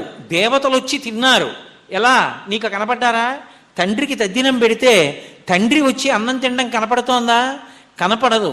కానీ యజ్ఞం చెయ్యాలి, పితృకార్యం చెయ్యాలి. దేన్ని ఆధారం చేసుకుని? శాస్త్రాన్ని ఆధారం చేసుకుని, గురువుగారి వాక్యాన్ని సత్యము అని నమ్మి యజ్ఞయాగాది క్రతువులు, పితృకర్మ ఇలాంటివి చేస్తే మనసు సంస్కరింపబడుతుంది. దేవతలు వాటిని అందుకుని వర్షం కురిపిస్తారు. ఆ వర్షము చేత లోకమంతా సంతోషాన్ని పొందుతుంది. ఇప్పుడు ఏది కారణమైంది? పవిత్ర జీవనమే కారణమవుతుంది. అటువంటి పవిత్ర జీవనానికి శరీరమా ప్రధానం? మనసు ప్రధానమై ఉంటుంది. మనసుకి సంస్కారం లేదు, ఎంత బలం ఉంటే ఉపయోగమే ఉంది? ఆ బలమంతా లోక పీడనానికి పనికొస్తుంది. ఎంత అందం ఉంటే ఉపయోగమే ఉంది? 100 మందిని పాడు చేయడానికి పనికొస్తుంది. ఎన్ని తెలివితేటలుంటే పనికొస్తుంది? ఎదుటివాడిని బాధ పెట్టడానికి పనికొస్తుంది. లోపల మంచి మనసుంది, తప్పు జరగకుండా ఆపడానికి పనికొస్తుంది. అందుకే మనసు ప్రధానం. అందుకే మనయేవ మనుష్యాణం కారణం బంధమోక్షయో, మనసే ప్రధానము. ఆ మనసు విషయంలో మనసు ఎందుకంత బలవత్తరమైనదో నువ్వు తెలుసుకుని ఉండు. ఇది శాస్త్రముల యొక్క ప్రయోజనం. అందుకే భగవంతుని యొక్క అనుగ్రహము బాగా మనలోకి ప్రవేశించడానికి యోగ్యమైన అనుష్ఠాన కాలం ఏది అంటే తెల్లవారుజాము కాలం. తెల్లవారుజాము కాలం ఈశ్వరానుగ్రహం మనలోకి ప్రవేశించడానికి తనంత తానుగా పరమయోగ్యమైన కాలం. సంవత్సరాన్నంతటినీ ఒక రోజుగా తీసుకుంటే తెల్లవారుజాము కాలం ఏది అంటే శారదా నవరాత్రులు. ఆశ్వీజ మాసంలో వచ్చేటటువంటి శుక్లపక్షం ఒక సంవత్సరం రోజుగా స్వీకరించినప్పుడు తెల్లవారుజాము కాలం. ఆ శారదా నవరాత్రుల్లో సరస్వతీదేవిని కానీ ప్రార్థన చేస్తే, అమ్మవారి అనుగ్రహానికి వేడుకుంటే, అమ్మవారి అనుగ్రహం కలిగితే రజోగుణం తమోగుణం విరిగిపోతాయి. నా కోసం నా కోసం నా కోసం అన్న ఆలోచన ఉండదు.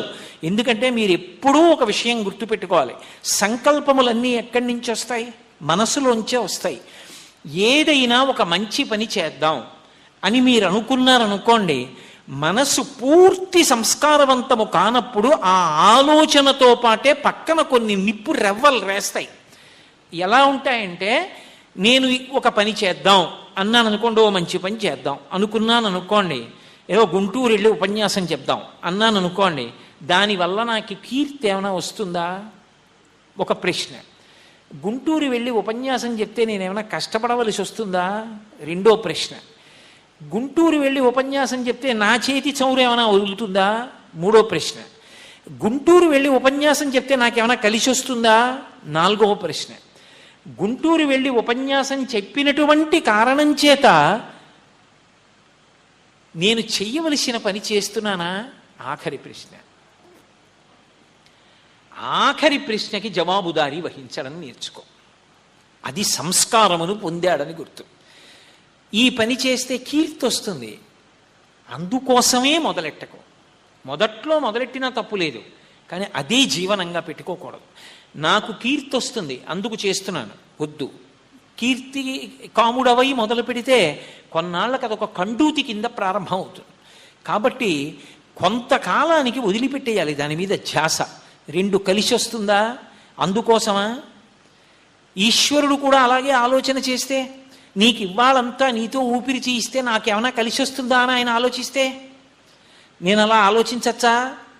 3, గుంటూరు వెడితే నా చేతి చౌరు వదులుతుందా? ఏమవుతుంది వదిలితే? ఈ ఇచ్చినవాడెవరో వాడే పుచ్చుకుంటున్నాడు. ఖర్చు అయిందో 200. ఎందుకంత భయం నీకు? 200 ఇచ్చినవాడు వాడు ఉంటే కదా నీ దగ్గర 200 ఖర్చు అవుతున్నాయి. ఎవడు నీకు 200 ఇచ్చాడో ఆ పరమేశ్వరుడు మళ్ళీ నీకు లోపం వస్తే, నీకు లోటు వస్తే ఇవ్వడా? దేనికంత బెంగపెట్టుకుంటావు? జవాబు చెప్పి ఆ రవ్వ రేగకుండా చూసుకోవడం అలవాటు చేసుకోవాలి. దీని వలన నా శరీరం కష్టపడుతుందా? అసలు ఏ కష్టము పడకుండా శరీరం నీకు అసలు భగవన్మార్గంలో నడవడం ఎలా కుదురుతుంది? కష్టపడుతుంది. ఓ 2 గంటలు మాట్లాడావు, నీ శ్వాస డస్సిపోయింది. 2 గంటలు మాట్లాడావు, కంఠం నిప్పెట్టింది.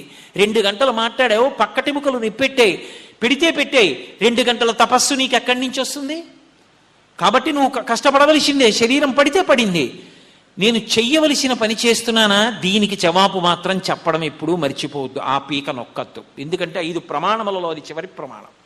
ఇది నేను చెయ్యవలసిన పనేనా, ఇది ఇలా చెయ్యకూడదు అని ఎక్కడి నుంచి ఒక నిప్పు రవ్వ ఉన్నా ఆ పని మాత్రము చెయ్యవద్దు.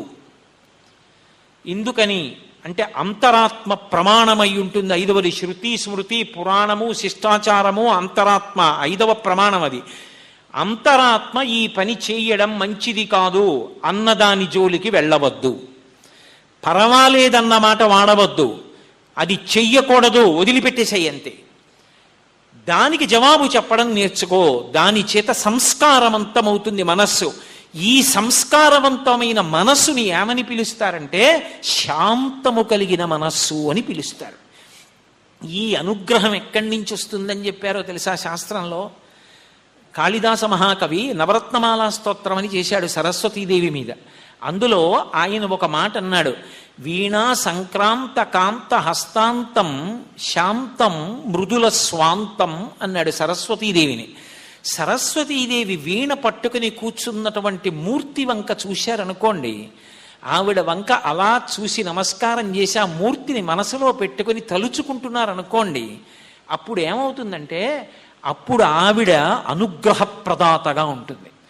ఇదిగో నేను చెప్పానే, ఆఖరి ప్రశ్నకి జవాబు చెప్పడం, దానికోసం బతకడం అలవాటు చేస్తుంది ఆవిడ.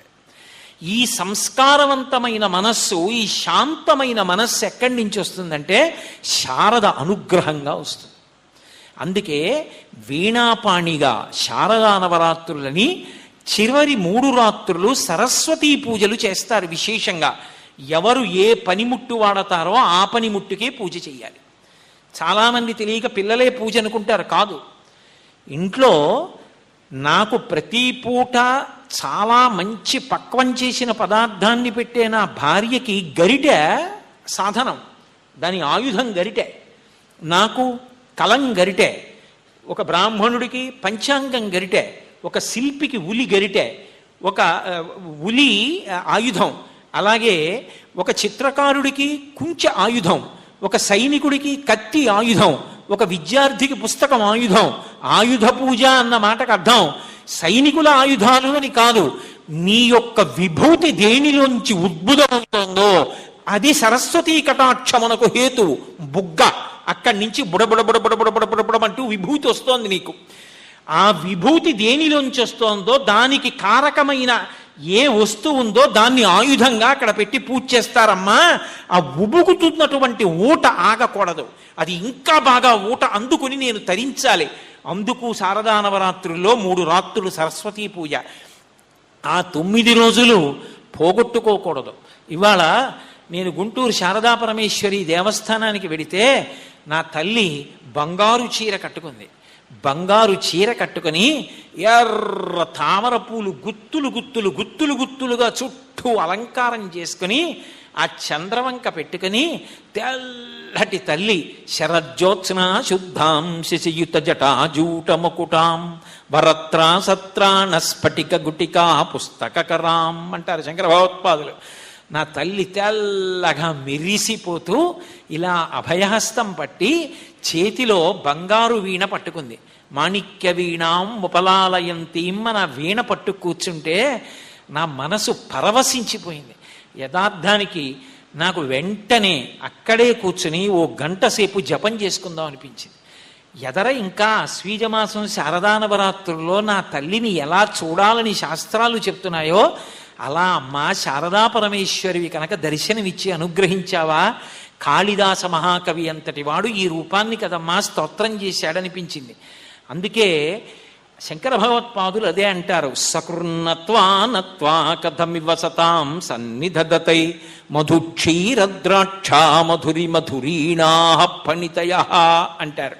సకృన్నత్వానత్వా, ఇందాక నేను అడిగినటువంటి ప్రశ్నల జాబితాలో ఇది చెయ్యవచ్చా అని అడిగి ఇది చెయ్యవచ్చు అంటే చేస్తున్నవాడు ఒకడున్నాడే, ధర్మం కోసం నిలబడినవాడు. అలా ప్రశ్న వేసుకుని బ్రతకగలిగిన సంస్కారం ఆవిడే ఇచ్చి, అలాంటి వాడు ఇలా అని వెళ్ళిపోతే చాలట.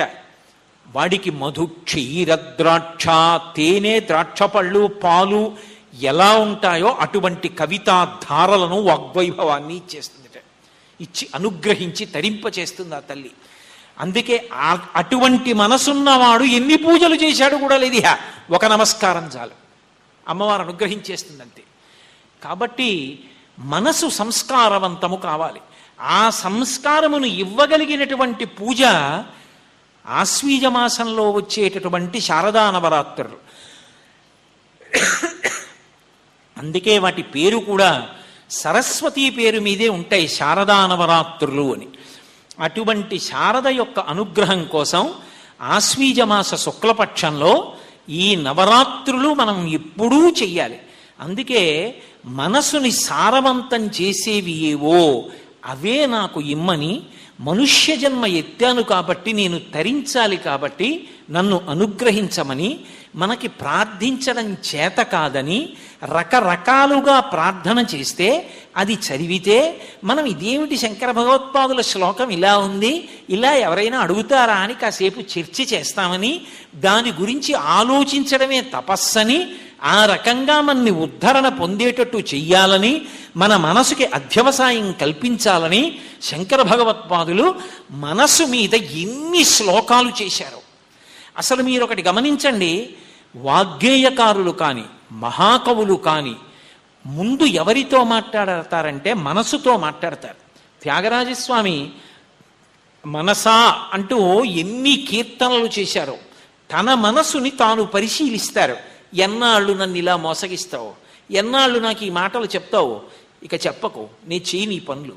తన మనసుని తాను పరిశీలించుకోవడం మొదట రావాలి. మనసు ఏం చెప్తే అది చేసుకుంటూ వెళ్ళిపోవడం కోట్ల జన్మలుగా చేశాం.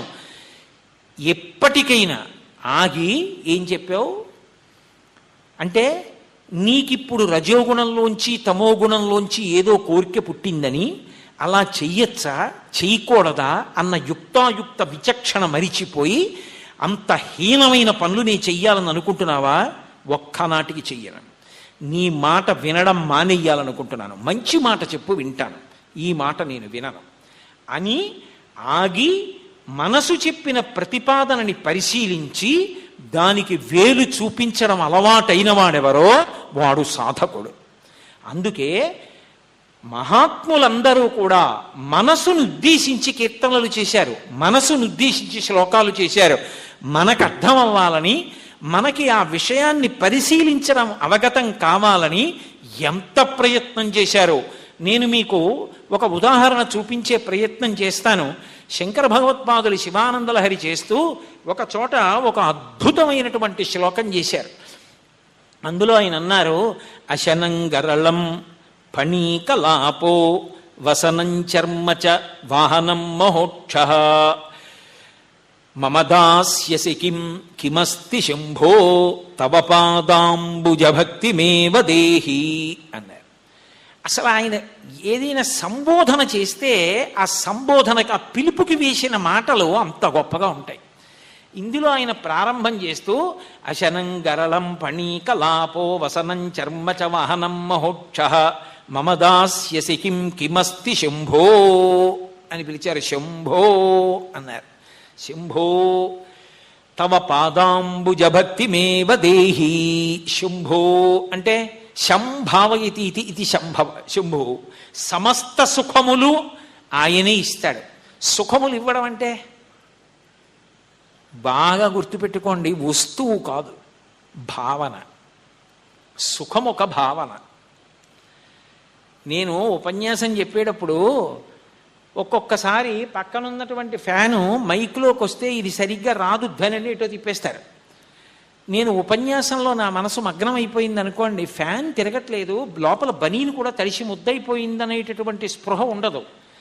చెప్తున్న దాని మీద మనసు నిలబడిపోయింది అనుకోండి, అప్పుడు ఏది చెప్తున్నానో దాంట్లోనే సంతోషపడిపోతుంటాను. ఇప్పుడు సుఖం ఫ్యానా, నేను చెప్తున్న ఉపన్యాసమే నాకు సుఖమా? సాధారణంగా అయితే ఏది సుఖం? ఫ్యాన్ సుఖం. కానీ అప్పుడు నాకు ఏది సుఖమైంది? పరవశించి చెప్పుకున్నప్పుడు నేను చెప్పుకుంటున్న ఉపన్యాసమే నాకు సుఖం అయిపోతుంది. సుఖము భావన. అందుకే అన్ని వస్తువులు అందరికీ సుఖకారకములు కావు. ఇద్దరికి వంకాయ కూర పెట్టారనుకోండి, అమ్మో ఇది తింటే నాకు చర్మం దురద పెడుతుందండి వద్దంటాడు ఒక ఆయన. పెరుగు పోసేయండి పర్వాలేదు ఏం లేకపోతే, వంకాయ ముట్టుకోనండి అంటాడు. ఇంకొక ఆయన ఇంకా ఉందా అండి మారు వేస్తారు ఏమిటంటాడు. ఇప్పుడు ఆయనకి సుఖకారకం, ఈయనకి దుఃఖకారకం. వంకాయ సుఖమే అయితే ఇద్దరికి రెండు ఫలితాలు ఎందుకు ఇస్తుంది? ఇవ్వదు. భావం ఏదో అది సుఖం. ఆ సుఖమన్న భావన ఎల్లవేళలా ఇవ్వగలిగాడు అనుకోండి, మీరు ఈ కష్టంలో ఉన్నా సుఖంలో ఉన్నా తుల్య నిందా స్తుతిర్మౌను సంతుష్టో ఏనకేనచిత్ అనికేత స్థిరవతి భక్తిమాన్మే ప్రియో నరః. ఎలా ఉన్నా భక్తితో సంతోషపడిపోతున్నాడు అనుకోండి, ఆ ఉత్తమ భావనలు శంకరుడి అనుగ్రహంగా వచ్చాయి. శంభో ఆ భావన నాకి. ఈ ఒక్క శ్లోకం ఎన్ని రకాలుగా మారిపోతుందంటే, అశనం గరళం. శంకరుడితో మాట్లాడుతున్నారు శంకరాచార్యుల వారు. శంకరాచార్యుల వారు పరమశివుడు ఉన్న కైలాస పర్వతం మీద మణిమయమైనటువంటి ఆయన గృహంలోకి వెళ్ళారు. మీరు వచ్చేటప్పటికి నేను మజ్జిగ తాగుతున్నాను అనుకోండి, రండి కూర్చోండి అని నా భార్యని చూసేయి కొంచెం మజ్జిగ వారికి కూడా ఇయ్యి అంటానా అన్నా? కనీసం ఏమంటే మంచినీళ్ళు తాగుతారా అంటానా అన్నా? నేనేం తాగుతున్నానో అది మీకు కూడా ఇస్తాను, అది లోకంలో సహజం. శంకరా మీరేం తాగుతుంటారు? అశనం గరళం హాలాహలం తాగుతారు. అందుకని మీరు కొంచెం పుచ్చుకుంటా ఏమిటో అని అడక్కండి, నాకొద్దు, మీరు తాగేది నేను తాగలేదు. ఫణీకలాపో, మీరు మెడలో ఏం వేసుకుంటారు? పావులు వేసుకుంటారు. మహారాజులకి లోకాల్ని పరిపాలించే వాళ్ళకి ఉండే లక్షణం ఏమిటి? వాళ్ళు చాలా సంతోషించారనుకోండి, వాళ్ళ మెడలో ఉన్నది తీసి మన మెడలో వేస్తారు. ఈశ్వర మాకు వీకండి, మేము భరించలేము. ఫణీకలాపో వసనం చర్మచ, నాకు మీకు నేనంటే చాలా ప్రీతి అనుకోండి, నేను మీ ఇంటికి వచ్చాను అనుకోండి, కోటేశ్వరారు కట్టుకోండి బట్టలు జతిస్తారు. అది కేవలం పంచెల చాపు కాదు, ప్రేమ. అయ్యో ఆయన కట్టుకోవాలన్న ప్రేమ. మీ ఎదురుగుండా నేను ఆ పంచెల చాపు కట్టుకు తిరిగాను అనుకోండి, మీకు సంతోషం, నేను ఇచ్చిన పంచె కట్టుకున్నారు ఆయన అని మురిసిపోతారు. ఇప్పుడు మీరు ఇవ్వకపోతే పంచె లేదన్న భావన కాదది, నేను ఇచ్చిన పంచె కట్టుకున్నారని మురిసిపోవడం ఒక సహృదయం. అలా శంకర మీ ఇంటికి వస్తే నాకు బట్టల జత పెట్టకండి. ఎందుకని? మీరు ఏనుగు చర్మం కట్టుకుంటారు, నాకు అదే పెడితే నేను ఎక్కడ కట్టుకుంటాను? అందుకని వద్దు. వసనం చర్మచ. ఒక్కొక్కసారి ఎక్కడికి వెళ్ళాలి మీరు అని అడుగుతారు. ఇప్పుడు నేను వచ్చాను గుంటూరు, ఇక్కడి నుంచి ఎక్కడికో వెళ్ళాలనుకోండి, రేపు పొద్దున్న ఏదో దేవాలయానికి వెళ్ళాలనుకుంటున్నాను అనుకోండి, హరిప్రసాద్ గారు ఏమంటారు? ఎలా పెడతారు? ఇగో నా కారు తీసుకెళ్ళండి, ఇందులో వెళ్ళిరండి అంటారు. ఆయనకి కారు ఉంది కాబట్టి కదా నాకు కారు ఇస్తారు. శంకరుడేమి ఇవ్వాలి? ఆయనకు ముసలి ఎద్దు ఉంది, వాహనం మహోక్ష, ఎప్పటిదో ఎద్దు, పరమ ముసలి ఎద్దు. ముసలి ఎద్దు లేవదు నడవదు, దానికి అదో బాధ. దాన్ని నాకు ఇచ్చి దీని మీద వెళ్ళిరా అనకండి మహాప్రభు. ఎందుకని శంకరాచార్యులు వారు సన్యాసాశ్రమం ఓ చోట ఉండకూడదు, ఎప్పుడూ తిరుగుతూ ఉండాలి. అందుకని మీ ఎద్దు నాకు ఇవ్వకండి, నడిచి వెళ్ళడం మంచిది. వాహనం మహోక్ష మమదాస్యసి కిం కిమస్తి శంభో. ఎంత పెద్ద ప్రశ్న! నాకు ఇవ్వడానికి మీ దగ్గరే ఉందిలేండి. మమదాస్యసి కిం, నాకు ఇవ్వడానికి కిం అస్తి శంభో. శంభో మీ దగ్గర ఏముంది? పోన్లేండి ఏమీ ఇవ్వకపోతే నేను బాధపడతాను అనుకుంటున్నారుగా. తవ పాదాంబుజ భక్తి మేవ దేహి, మీ పాదములనే తామర పువ్వుల యందు నాకు భక్తిని ఇవ్వండి. సాధారణంగా భక్తి మనం ఎప్పుడు అడుగుతాం? మనకు అవతలాయన ఏదైనా కోరిక తీర్చాలంటేను కదూ. మరి అవతలవాడు ఏమీ ఇవ్వలేనివాడు ఇచ్చినది మనకి పనికిరాంది అన్నప్పుడు ఎందుకు చేశారు ఈ శ్లోకం? భక్తి ఎందుకు హే శంకరుడి పాదముల యందు? మరి శంకరాచార్యుల వారి మనసు ఏమిటి? ఎందుకు అడిగినట్టు అంటే మీరు ఒకటి ఆలోచించండి. శంకరాచార్యుల వారు ఎవరు? సన్యాసాశ్రమంలో ఉన్నారు. సన్యాసాశ్రమంలో ఉన్న వాళ్ళకి కోరిక ఉండొచ్చా నాకు ఇది కావాలని? అందుకని శంకరులకు అసలు కోరిక ఎందుకు? అందుకని నాకు అసలు ఏమీ అక్కర్లేదు కాబట్టి నాకు ఇవ్వగలిగింది మీ దగ్గర లేదు. ఎందుకని? నేను ఇది కావాలని ఏమీ అనుకోను కాబట్టి, నేను ఏమీ అనుకోనప్పుడు నాకు ఇవ్వడానికంటూ వస్తువే ఉంటుంది మీ దగ్గర.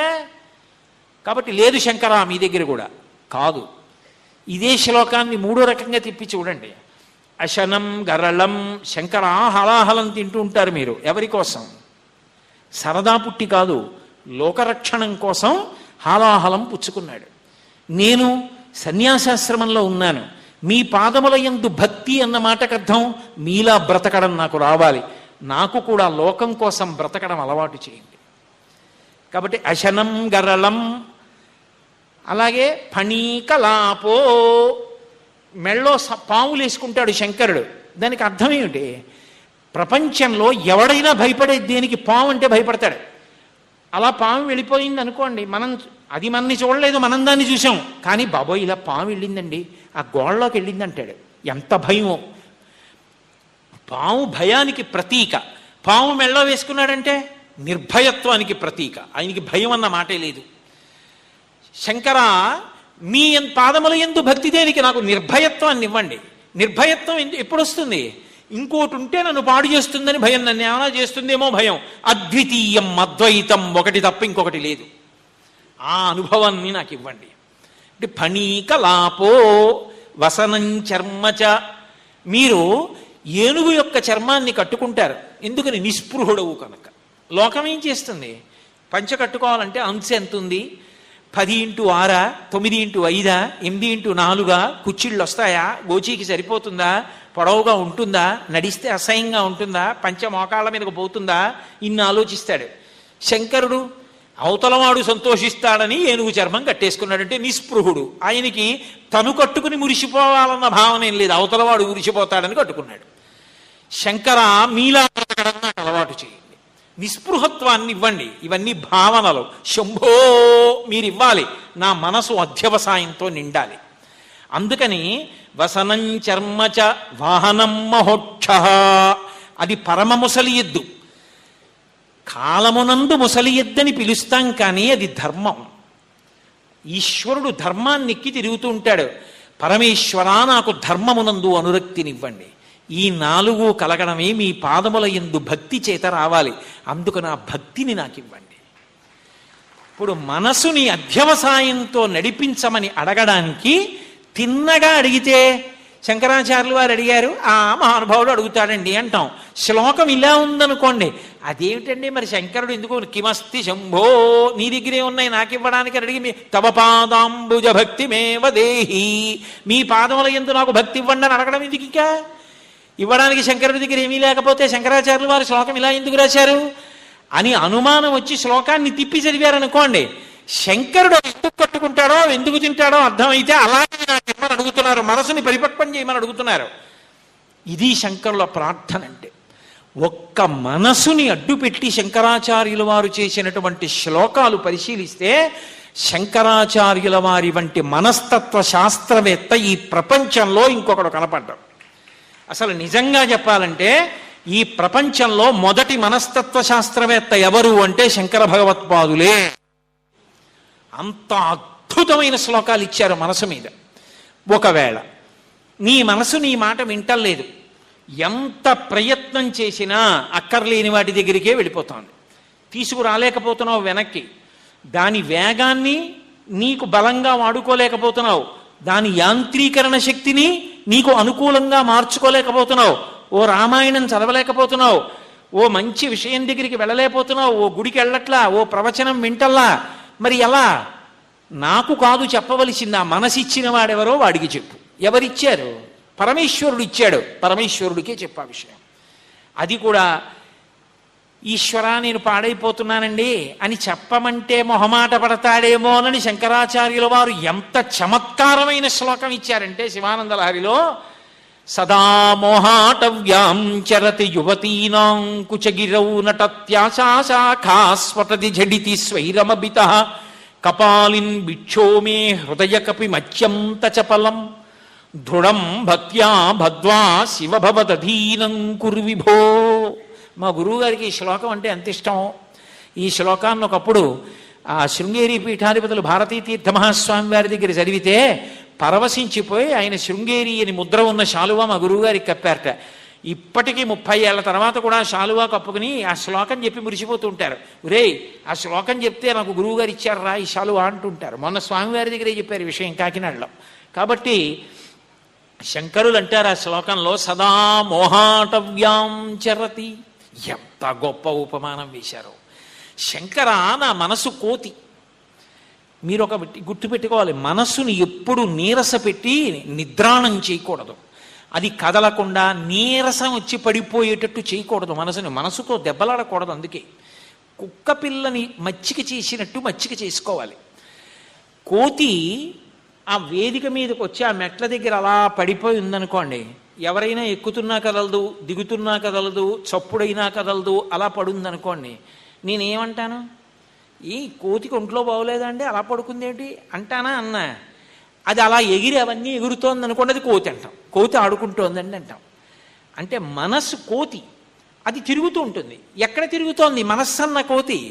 కోతి ఎక్కడ తిరుగుతుంది? అరణ్యంలో తిరుగుతుంది. ఇది ఎక్కడ తిరుగుతోంది? సంసారం అన్న అరణ్యంలో తిరుగుతోంది, మోహంలో. కాబట్టి సదా మోహాటవ్యాం చరతి యువతీనాం కుచగిరౌ నటత్యాశాఖ. ఎత్తైనటువంటి శిఖరముల మీద తిరగడానికి అలవాటు పడిపోయినటువంటి కోతిలా ఎప్పుడూ అక్కర్లేని విషయాల మీద స్త్రీ సంబంధంగా తిరుగుతోంది. కాబట్టి కుచగిరౌ నటత్యాశాఖాస్వటతి.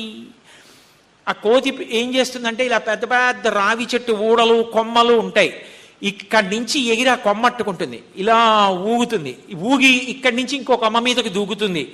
శంకర, నా మనస్సన్న కోతి ఆశలు అనబడేటటువంటి శాఖల్ని పట్టుకుని ఈ ఆశ పట్టుకుంటుంది, ఊగుతుంది, ఈ ఆశ వదులుతుంది, ఇంకో ఆశ పట్టుకుంటుంది, అది ఊగుతూ ఉంటుంది, అలా తిరుగుతూనే ఉంది. నటత్యాశాఖాస్వటతి జడితి స్వైరమభిత. దూకుతూ ఉంటుంది ఓ చోటు నుంచి ఓ చోటుకి. అలా ఎప్పుడూ ఒక విషయం నుంచి ఇంకో విషయం మీదకి దూకుతూ తిరుగుతోంది నా మనస్సు. ఇది కోతి, దీన్ని నేను పట్టుకోలేను, ఇది తిరుగుతోంది. ఇది ఉండడం వల్ల నాకు అపకారం. ఎక్కడ నిలబడాలో అక్కడ నిలబడదు, అది మాట విందు, దాని స్వభావం అది. కోతి ఎలా స్వభావమో దీని స్వభావం అది, ఇలా తిరుగుతోంది. అందుకని శంకర మీరేం చేస్తారంటే కపాలిన్ బిక్షో, ఆయన పిలిచారంటే అంత అర్థం ఉంటుంది శ్లోకంలో. కపాలిన్ అంటే చేతిలో కపాలం పట్టుకున్నవాడు. కపాలం ఎందుకు పట్టుకున్నాడు ఆయన అంటే చేతకాక పట్టుకోలేదు. ఒకప్పుడు అహంకరించిన బ్రహ్మగారి 5వ తలకాయ గిల్లేశాడు. గిల్లేస్తే ఎంతైనా బ్రహ్మగారి 5వ తలకాయ బ్రహ్మహత్య, తనకేం పాపం ఉండదు. ఎందుకని? అన్ని కర్మలకి అతీతుడు పరమశివుడు.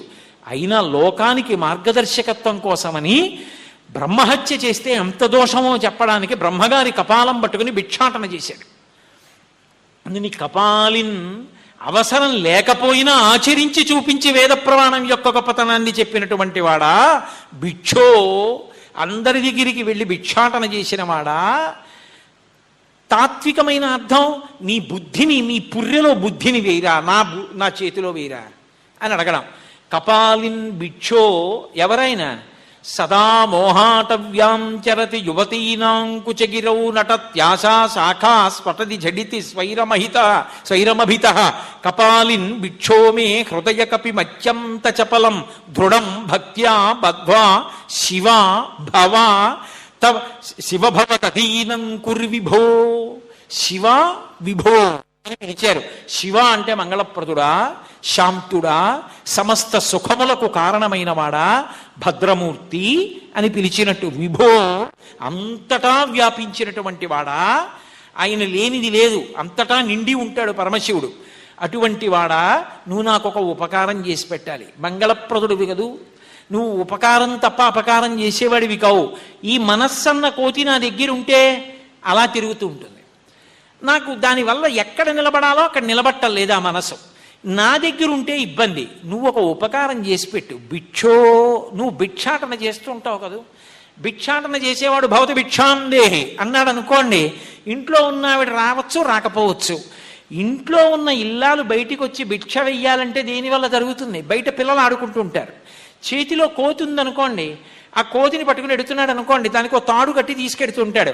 అది ఏం చేస్తుంది? ఓ ఇంటి ముందు నించుంటే అది అక్కడ ఉన్నటువంటి ద్వారం మీదకి ఎక్కుతుంది, అక్కడి నుంచి గోడ మీదకి దూకుతుంది. ఈయన దాన్ని ఇలా అన్నాడు అనుకోండి, మళ్ళీ ఇలా వస్తుంది, ఏదో ముక్కు కొక్కుంటుంది, బుర్ర కొక్కుంటుంది. ఇవన్నీ పిల్లలు చూస్తారు. పెద్ద కేరింతలు కొట్టి అతను వెళ్ళిపోబోతుంటే ఆగాగు మా అమ్మని తీసుకొస్తా ఉంటారు. కాసేపు ఉంటాడని గబగబా లోపలికి వెళ్ళి అమ్మ కోతిని తీసుకొచ్చాడమ్మా, ఎంత బాగా ఆడుతోందోనమ్మా, కొంచెం భిక్షం వెయ్యమ్మా అంటారు. ఆవిడొచ్చి కాసిన భిక్షం వేస్తుంది. వేస్తూ వేస్తూ ఏం చేస్తుందో అరటిపండు కోతికి ఇస్తుంది. కోతి ఇలా కూర్చుని అరటిపండు తొక్క విప్పుకుని తింటుంది. ఎవరు మురిసిపోతున్నారు? పిల్లలు మురిసిపోతున్నారు. కోతి బిచ్చగాడి దగ్గర ఉంటే బిచ్చగాడికి బాగా బిచ్చం దొరుకుతుంది. శంకర, కోతి అన్న మనస్సు నా దగ్గర ఉంటే పాడు చేస్తోంది, నీ దగ్గర ఉంటే నీకు ఉపకారం చేస్తుంది. అందుకని ఈ కోతిని నువ్వు పట్టుకుపోవు. ఎలా పట్టుకుపోతావు? అది కోతి నీ దగ్గరికి మాత్రం వచ్చేస్తుంది ఏంటి? నేను ఇచ్చేయడం కుదురుతుందా నీకు? నేను ఇచ్చేస్తే ఇంకే, నేను నీ పాదాల దగ్గర నా మనసు పెట్టేసినట్టు, అప్పుడు నేను తరించిపోయినట్టేగా. అది అలా ఏం రాదు. నేను ఇవ్వగలిగిన వాణ్ణి కాను. ఆ శ్లోకంలో చమత్కారం అంతా అక్కడ ఉంది. నేను నీకు ఇచ్చేయగలిగితే ఈ కోతిని, నాకు ఆ కోతి మీద అధికారం ఉంది, నేను చెప్పిన మాట వింటుందని గుర్తు. వినకేగా ఈ బాధంతా. అందుకని కురివిభో, నువ్వే పట్టుకుపో. ఎలా పట్టుకుపోతావు? దృఢం భక్త్యా బధ్వా, భక్తి అన్న తాడు తీసుకొచ్చి కట్టేయి, పట్టుకెళ్ళి. ఇప్పుడు ఈ మనసు ఏమైంది? నేను ప్రయత్నం చేయడం కాదు, పరమేశ్వరుడే భక్తి అన్న తాడు వేసి కట్టాడు ఈ మనసుని. ఇప్పుడు అది నీరసపడిపోయిందా? నీరసపడిపోలేదు, ఉత్సాహంగా ఉంది కోతి. అందుకని తిరుగుతూ ఉంటుంది. ఎలా తిరుగుతూ ఉంటుంది? పొద్దున్నే మంచి సంతోషంగా లేస్తుంది, సంధ్యావందనం చేస్తుంది, సంతోషంగా పూజ చేస్తుంది, సంతోషంగా రామాయణం జరుగుతుంది, సంతోషంగా గుడిలోకి ఎడుతుంది, సంతోషంగా ప్రదక్షిణం చేస్తుంది, సంతోషంగా వాడికి ఉపకారం చేస్తుంది, సంతోషంగా ప్రసంగం చేస్తుంది, సంతోషంగా ప్రసాదం తింటుంది, సంతోషంగా పడుకుంటుంది, సంతోషంగా లేస్తుంది. ఎందుకని? భక్తి అన్న తాటి చేత కట్టబడిన కోతి ఇప్పుడు అది ఎక్కడ తిరగనివ్వండి, తాటి కన్నా దూరం వెళ్ళలేదు. భక్తి అన్న తాడుతో కట్టబడింది కాబట్టి, పరమశివుడి వస్తువు అయింది కాబట్టి, నే తరించిపోవడానికి మార్గం అవుతుంది. కట్టి పట్టుకుపోవయ్యా శంకర, నీకు ఉపకారం నాకు ఉపకారం, నా దగ్గరుంటే నాకు అపకారం నీకు అపకారం, నీకు బిచ్చం దొరకదు నాకు బాగుపడదు. నువ్వు పట్టుకుపోతే నీకు భిక్ష దొరుకుతుంది, నాకు మనసు నీ యందు ఉంటుంది కాబట్టి బాగుపడతాను. శంకర భగవత్పాదులు శివానంద లహరిలో చేసినటువంటి ఈ శ్లోకాన్నే ఆధారంగా తీసుకుని ధూర్చిటి కాళహస్తీశ్వర శతకం చేస్తూ అద్భుతమైనటువంటి పద్యాన్ని ఇచ్చాడు. తమకంబొప్ప పరంగనాజనుల పరద్రవ్యంబులన్ మృత్యులింగ మహోద్యోగము చేయు నెమ్మనము దానింపట్టి వైరాగ్య పాశంబులన్ కట్టి బిగించి నీ చరణ స్తంభములను కట్టివైచి ముదంబెన్నడు కల్గజేయగదబో శ్రీకాళహస్తీశ్వర అన్నాడు. దొంగ అంటే దొంగతనం చేస్తుండగా పట్టుబడ్డాడు. ఈశ్వర, నా మనసు పరమ దొంగ. ఎందుకని? ఆ విషయం నాకు తెలుసు. రెడ్ హ్యాండెడ్గా పట్టుకున్నాను నా మనస్సన్న దొంగని. ఏం చేస్తుండగా పట్టుకున్నానో తెలుసా? తమకంతో ఇది ఏం చేస్తోందంటే, తమకంబొప్ప పరాంగనాజనుల, ధార్మికంగా కామాన్ని ధర్మబద్ధం చేసుకోమని భార్యనిచ్చాడు పరమేశ్వరుడు. కామము ఆమె యందు ఉంచుకోకుండా ఇది అక్కరలేని చూపు మిగిలిన ఆడవారి ఎందు పెట్టుకుంటోంది. కాబట్టి ఇది దొంగ కాదు, చేయకూడని పని చేయట్లా. తమకంబొప్ప పరాంగనాజనుల పరద్రవ్యంబులన్ మృత్యులింగ మహోద్యోగము చేయు నెమ్మనము. ఇతరుల యొక్క వస్తువులన్నీ ఎత్తుకురావాలని కోరుకుంటుంది. వాడికి ఏమైనా మంచి వస్తువు ఉంది, అది నాదైపోతే అంటుంది. అవతలాయనికి మంచి పాండిత్యం ఉంది, నాకు అంత వస్తే అందం. అవతలాయన బాగా పూజ చేస్తాడు, నేను అలా చేయగలిగితే అందం. అవతలాయన అంత సేవ చేస్తాడు, నేను చేస్తే అందం. అవతలాయనకి కారు ఉంది, నాకు ఒకటి ఇవ్వచ్చుగా, 50 కార్లు ఉన్నాయి అంటుంది. కాబట్టి పరుల ద్రవ్యాన్ని ఎత్తుకురావాలని చూస్తుంది. పరద్రవ్యంబులన్ మృత్యులింగ మహోద్యోగము చేయు నెమ్మనము. దొంగ కాదు. మరి దొంగ దొరికితే ఏం చేయాలి? ప్రభువుకు అప్పచెప్తాం. రాజు ఏం చెయ్యాలి? స్తంభానికి కట్టేయాలి. స్తంభానికి కట్టేసి, ఎరా దొంగతనం చేశావా లేదా అని 10 మంది ముందు నేరాన్ని నిరూపణం చెయ్యాలి. నేను చెప్తున్నాను కదా, నా మనసు దొంగ, ఇదిగో ఇలాంటి పనులు చేస్తోంది. ఎవరు? మహారాజు. నువ్వు, నీకు అప్పచెప్పేస్తున్నాను, తీసుకో. తీసుకుని ఏం చేస్తావు? నీ చరణ స్తంభంబునన్ కట్టివైచి, నీ పాదాలని స్తంభాలకేసి కట్టి. దేంతో కడతావు? వైరాగ్యం అనే తాడు వేసి కట్టు. అప్పుడు అలా కట్టేస్తే ఇంక దొంగతనం చేయదు. ఎందుకని? వైరాగ్య పాశాలు వేసి ఈశ్వరుడి పాదాలకు కట్టుకున్నాడు కదూ. అప్పుడు అది ప్రశాంతంగా ఉంటుంది. నేను సుఖపడతాను. ముదంబెన్నడు కల్గజేయగదబో శ్రీకాళహస్తీశ్వర.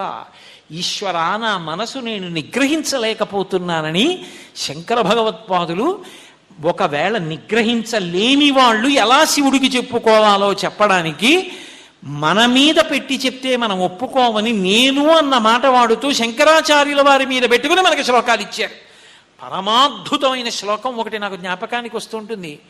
నేను ఇప్పుడు చదివిన శివానంద లహరిలో అందులో శంకర భగవత్పాదులు అంటారు, కళ్యాణినం సరసచిత్ర గతిం సవేగం సర్వేంగితజ్ఞమనఘం ధ్రువలక్షణాఢ్యం చేతస్తురంగమతిరుహ్య చరస్మరారే నేత సమస్త జగతాం వృషభాధిరూఢ అంటారు. అబ్బా, ఏమి పేర్లు పెట్టి పిలుస్తారో మహానుభావుడు. నేత సమస్త జగతాం అంటారు. సమస్త జగత్తులకి నువ్వు నాయకుడివి. కాబట్టి నువ్వేం చేయాలి? పరిపాలకుడివి. పరిపాలకుడు ఏం చెయ్యాలి? ఎక్కడో ఎవరో శత్రువులు దాడి చేస్తున్నారు, స్వతంత్రం ప్రకటించుకున్నారు, నా అంత వాణ్ణి నేనంటాడు. రాజులకుండే సమస్య ఏమిటి? అకస్మాత్తుగా ఒక సామంతరాజు ఏమంటాడంటే, ఇక నుంచి నేను కప్పం కట్టను, నా అంత వాణ్ణి నేను, నాకేం సంబంధం, నేను నీకు లొంగి ఉండనంటాడు. మనం అనేది ఏమిటి? నా అంత వాణ్ణి నేను ఈశ్వరుడికి భక్తిగా ఉండేదేమిటి అంటాం. నువ్వు లోకములకంతటికీ నాయకుడివి శివ, ఎక్కడ అవసరమైన గబగబా వెళ్ళాలంటే నీకు ఒక వేగంగా వెళ్ళగలిగిన వాహనం ఉండాలి. ఆ ఎద్దు పట్టుకుని ఎన్నాళ్ళు తిరుగుతావు, నీకు ఒక మంచి వాహనం ఇస్తాను, దాని మీద ఎక్కిళ్ళు. ఏమిటది ఆ వాహనం అంటే? కళ్యాణినం. గుర్రాల్లో రకరకాల జాతులు ఉంటాయి, అందులో కళ్యాణి జాతి గుర్రం అని ఉంటుంది. అది యజమానికి శుభప్రదమైంది. కింద పడైకుండా, ప్రమాదం తేకుండా, శత్రువుల నుంచి రక్షిస్తూ, యుద్ధంలో కూడా కాపాడుకుంటూ పరిగెడుతుంది. అలా తాను యుద్ధం చేస్తుంది. అన్ని మంచి లక్షణములు కలిగినటువంటి గుర్రాన్ని కళ్యాణి గుర్రం అంటారు. ఎంత దూరమైనా సరే దౌడు తీస్తుంది. దాని వేగం అంతా ఇంత కాదు. నలమహారాజు గారు ఋతుపర్ణుడిని తీసుకెళ్లినటువంటి రథానికి కట్టిన గుర్రాల లాంటి గుర్రం అది. కళ్యాణి జాతి గుర్రం అంటారు.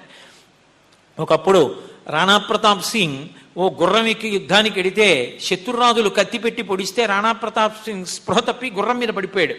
ఆ గుర్రం ఎక్కడ శత్రువులకి రాణా ప్రతాప్ సింగ్ దొరికిపోతాడోనని స్పృహ తప్పి పడిపోయినటువంటి రాజు కింద పడిపోకుండా శరీరాన్ని ఇలా కదుపుతూ ఒబ్బిడి చేసుకుంటూ వేగంగా శత్రువుల్ని రెండు కాళ్ళు ఎత్తి తొక్కుతూ తప్పించి అంతఃపురానికి తీసుకొచ్చేసింది. అంత క్షేమంగా తీసుకొచ్చిన ఆ రాణా ప్రతాప్ సింగ్ గుర్రం పేరు చేతక్. ఆ చేతక్ అన్న పేరే కొన్నాళ్ళు బజాజ్ కంపెనీ వాళ్ళు స్కూటర్లకు పెట్టుకున్నారు. కళ్యాణినం, కళ్యాణి అనేటటువంటి గుర్రం అంత సమర్థవంతమైంది. అంత గొప్ప గుర్రం ఉంటుంది శంకరానా దగ్గర. అది నీకు ఇచ్చేస్తాను, తీసుకెళ్ళు. సరసచిత్ర గతిం సవేగం. అది చిత్రగతులతో ఉంటుంది. ఇలా వెళ్ళడం కాదు, ఇలా వెళుతుంది, అలా వెడుతుంది, ఇలా వెడుతుంది, దూకుతుంది, వెనక్కి వస్తుంది, ముందుకెడుతుంది. అబ్బో, ఎన్ని చమత్కారాలు ఉన్నాయి దాని దగ్గర, ఏం చెప్పమంటావు? అటువంటి గుర్రం. సరసచిత్ర గతిం సవేగం. దాని వేగమా అయ్యి బాబోయ్ నేను చెప్పలేను, అంత వేగంగా వెడుతుంది అది. ఇప్పుడు కాశీ అంటే వెళ్ళిపోతుంది, ఇప్పుడు కాకినాడ వెళ్ళిపోతుంది, ఒకే వేగంతో వెళ్ళిపోతుంది. అంత వేగం కలిగినది. సరసచిత్ర గతిం సవేగం సర్వేంగితజ్ఞమనఘం ధ్రువలక్షణాఢ్యం. అది ఇతరుల యొక్క మనసుల్లో ఉన్న భావాల్ని తెలుసుకుంటూ ఉంటుంది. అంత తెలుసుకోగలిగినటువంటి గుర్రం, మంచి లక్షణములు కలిగినటువంటి గుర్రం. అటువంటి గుర్రాన్ని చేతస్తురంగ మధిరుహ్య చరస్మరారే. స్మరుడు అంటే మన్మధుడు, ఆయనకి అరి శత్రువు అంటే పరమశివుడు, మన్మధుడిని కాల్చినవాడు. ఓ శంకరా, ఆ గుర్రం ఎక్కి నువ్వు వెళ్ళు, నీకు బాగుంటుంది. అది ఏమిటో తెలుసా? ఆ గుర్రం చేతస్తురంగ, నా మనస్సే. ఆ మనస్సన్న గుర్రం ఎంత వేగంగా వెడుతుందో.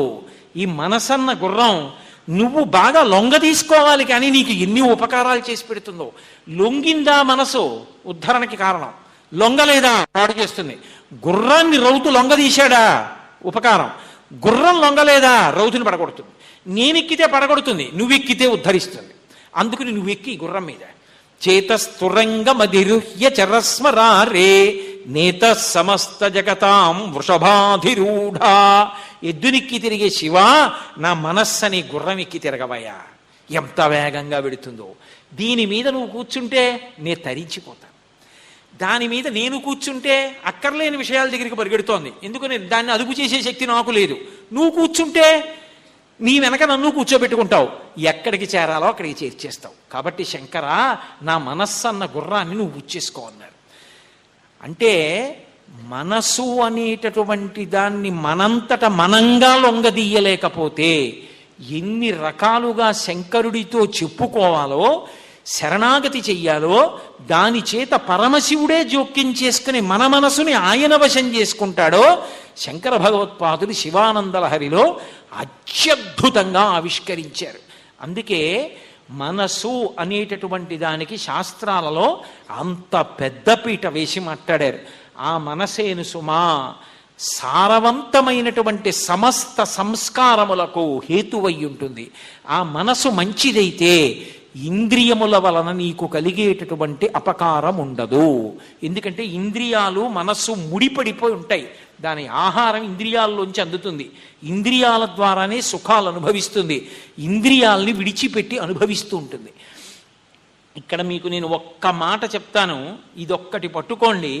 ఈ ఉపన్యాసానికి సారవంతమైన విషయంగా మీరు గ్రహించగలిగితే చెప్పి నేను ధన్యాత్ముణ్ణి, మీకు తెలియదని కాదు, విని మీరు సంతోషించగలుగుతారు. రామలక్ష్మణ సీతమ్మలు ముగ్గురు అరణ్యవాసానికి వెళ్ళారు. ముగ్గురు అరణ్యవాసానికి వెళ్ళినప్పుడు సుగ్రీవుడు సీతమ్మ తల్లి యొక్క నగల మూట తీసుకొచ్చి అక్కడ పెట్టాడు.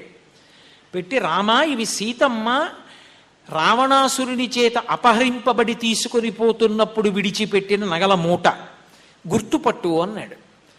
రామచంద్రమూర్తి ఆ మూట విప్పి ఇలా చూసేటప్పటికీ తన భార్య అపహరింపబడడం ఎంత బాధలో ఆ రోజున నగలు మూట కట్టి వదిలేసిందో, రక్షించవలసిన వాణ్ణి ఆ రోజున పక్కన లేకపోయానే ఎంత కుందిపోయిందో, నా భార్య అన్న ప్రేమావేశం చేత దుఃఖం వచ్చి కళ్ళంబట నీళ్లు చిప్పిల్లి నగలు కనపడలేదు. లక్ష్మణస్వామి వంక చూసి, లక్ష్మణ, నువ్వు గుర్తుపట్టు, మీ వదినవా అన్నాడు. ఆయన వెంటనే ఒక్కొక్కనగా పైకి తీసి, నాహం జానామి కేయూరే, నాహం జానామి కుండలే, నూపురత్యభిజానామి నిత్యం పాదాభివందనాత్ అన్నాడు. అమ్మవారి యొక్క కేయూరం తీశాడు సీతమ్మది.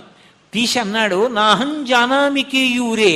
అన్నయ్య, ఇది కేయూరం, స్త్రీలు ఏదో మెడలో వేసుకునేటటువంటి నగ, నాకు తెలియదన్నయ్య, నేను చూడలేదు. నాహం జానామి కుండలే, ఇది సీతమ్మ చెవులకు పెట్టుకునే ఆభరణం, అన్నయ్య నాకు తెలీదు, నీ చూడలేదు. ఇలా తీశాడు. పాదములకు పెట్టుకునే మంజీరం కనపడింది. నూపురత్యభిజానామి, అన్నయ్య ఇది నాకు బాగా గుర్తు.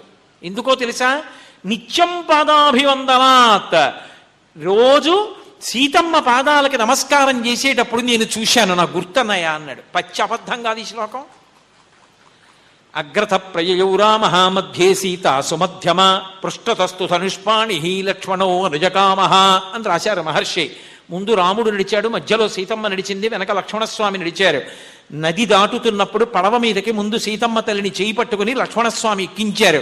అన్ని రోజులు సీతమ్మ వెనక తిరిగిన వారు, సీతమ్మ నగలు మోసిన వారు, నమస్కరించిన వారికి సీతమ్మ కుండలాలు తెలియవా, సీతమ్మ మెడలో ఆభరణాలు తెలియవా, పాదాభరణాలు ఒక్కటే ఎలా తెలుసు అంటారు? అంటే ఇందులో ఒక పెద్ద రహస్యం ఉంది ఈ శ్లోకంలో. చూడడం కంటి ధర్మం.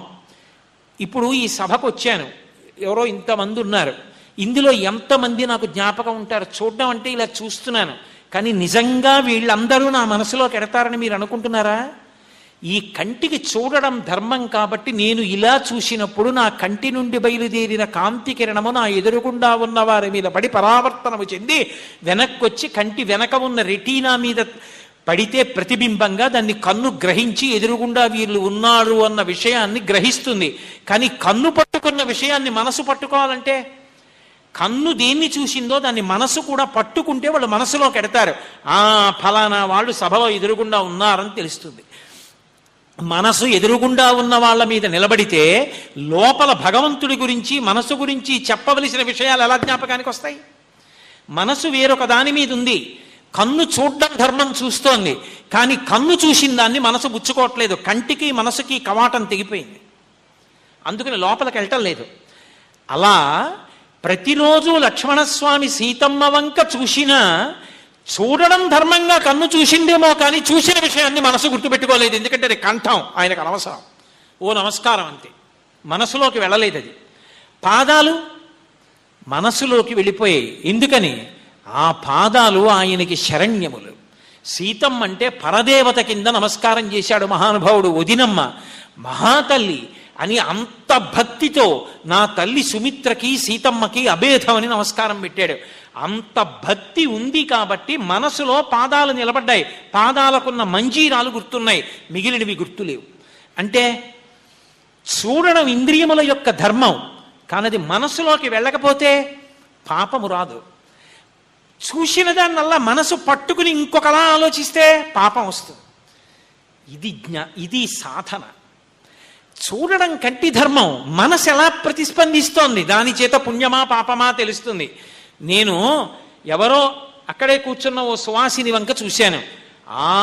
ఈవిడ వేసుకున్న మంగళసూత్రం, ఆవిడ కొప్పులో పువ్వులు, పాపట ప్రారంభంలో పెట్టుకున్న బొట్టు, చేతి గాజులు, పాద మంజీరాలు, ఓ నా తల్లి కామాక్షి, నేను రోజు ఏ అమ్మకి నమస్కరిస్తానో ఆ అమ్మ ఇలా వచ్చి కూర్చుంది అని నేను పరవశించిపోయాను. ఇప్పుడు కన్ను చూడడం ధర్మం, మనసు కామాక్షి పరదేవతని చూస్తోంది, దోషం వచ్చిందా?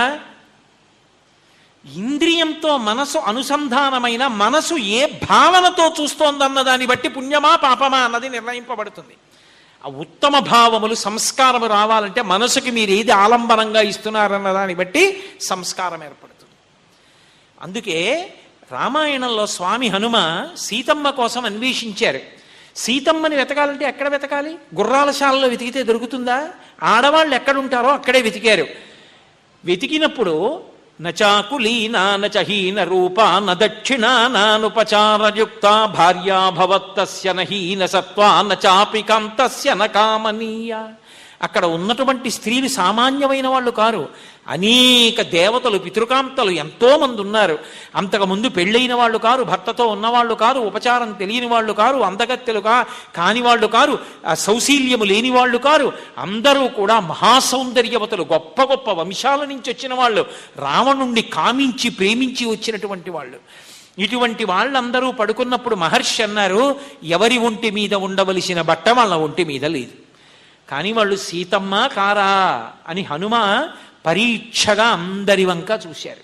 సీతమ్మ కనపడాల. బయటికి వచ్చి అన్నారు, రాత్రివేళ ఆడది పడుకుని నిద్రపోతుండగా ఉపనయనం అయిపోయిన తరువాత బ్రహ్మచారి తల్లి అయినా సరే ఒక్కతే పడుకుని ఉండగా ఆ గదిలోకి వెళ్ళకూడదు. పురుషుడు ఒక్క భార్య నిద్రపోతున్న గదిలోకి తప్ప పరకాంత పడుకున్న గదిలోకి వెళ్ళడం ధర్మవిరుద్ధం. నేను వెళ్ళానుగా శయన మందిరాల్లోకి, నేను చూశానుగా మరి ఆడవాళ్ళందరినీ. అందులో వాళ్ళ ఒంటి మీద బట్ట సరిగ్గా లేదుగా, మరి నాకు పాపం రాలేదా? మరి ఇప్పుడు అందుకే నాకు సీతమ్మ దర్శనం అవ్వలేదా అని తనని తాను విచారణ చేసుకుని ఆయన అన్నారు, మనోహిహేతు సర్వేషాం ఇంద్రియాణం ప్రవర్తనే శుభా స్వవస్థాసు తచ్చమే సువ్యవస్థితం. నేను చూడడం ఎందుకు చూశాను? సీతమ్మేమో అని చూశాను. ఒకవేళ నేను చూసినప్పుడు వాళ్ళ ఒంటి మీద బట్ట లేకపోతే నా మనస్సు కదిలిందా? నా మనసు ఏమైనా చెలించిందా? నా మనసులో పుట్టకూడని భావాలు ఏమైనా పుట్టాయా? నయ్యితి నయ్యితి నయ్యితి నయ్యితి ఈమె సీతమ్మ కాదు, సీతమ్మ కాదు, సీతమ్మ కాదు, సీతమ్మ కాదు వదిలేశాను. ఎవరిని చూశానో వాళ్ళలో ఒక్కళ్ళు నాకు జ్ఞాపకం ఉన్నారా? లే. చూడడం ఇంద్రియం యొక్క ధర్మం, చూసింది కన్ను. మనసులోకి వెళ్ళారా? జ్ఞాపకం ఉన్నారా? మనసు కదిలిందా? ఏదీ లేదు. నాకు పాపం ఎందుకు వస్తుంది? నాకు పాపము లేదన్నారు. ఇది సిద్ధాంతం. అందుకే రామాయణం వేదోపబ్రహ్మణం. ఇంద్రియములు పనిచేస్తాయి, మనసు ప్రభావితం కాకుండా కవాటం తెగిన. ఒకవేళ కన్ను చూసిన దాంట్లో భగవత్ సంబంధాన్ని చూడగలిగిన వాడు నిరంతర పుణ్యాన్ని పొందుతాడు.